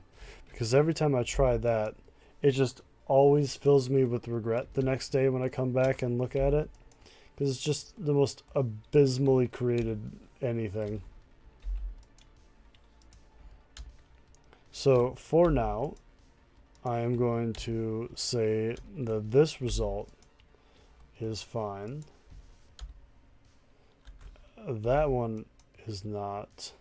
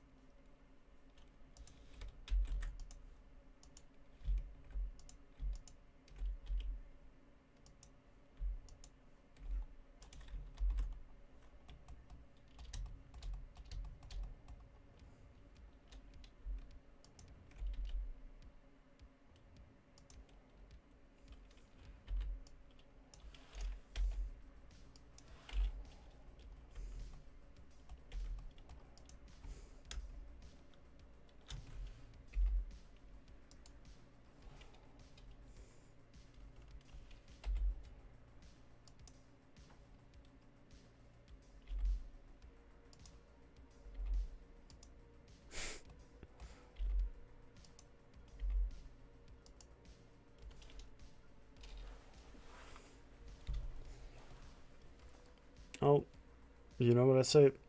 Good enough. And if you don't know that I say that, you do now.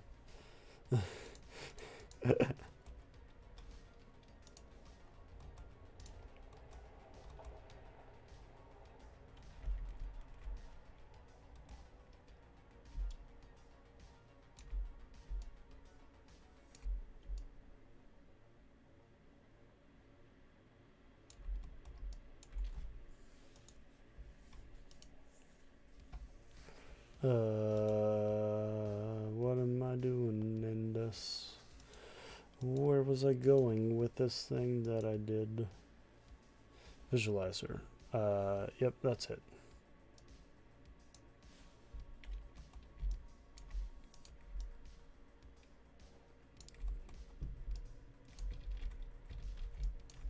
Let's get something that looks a bit more normal.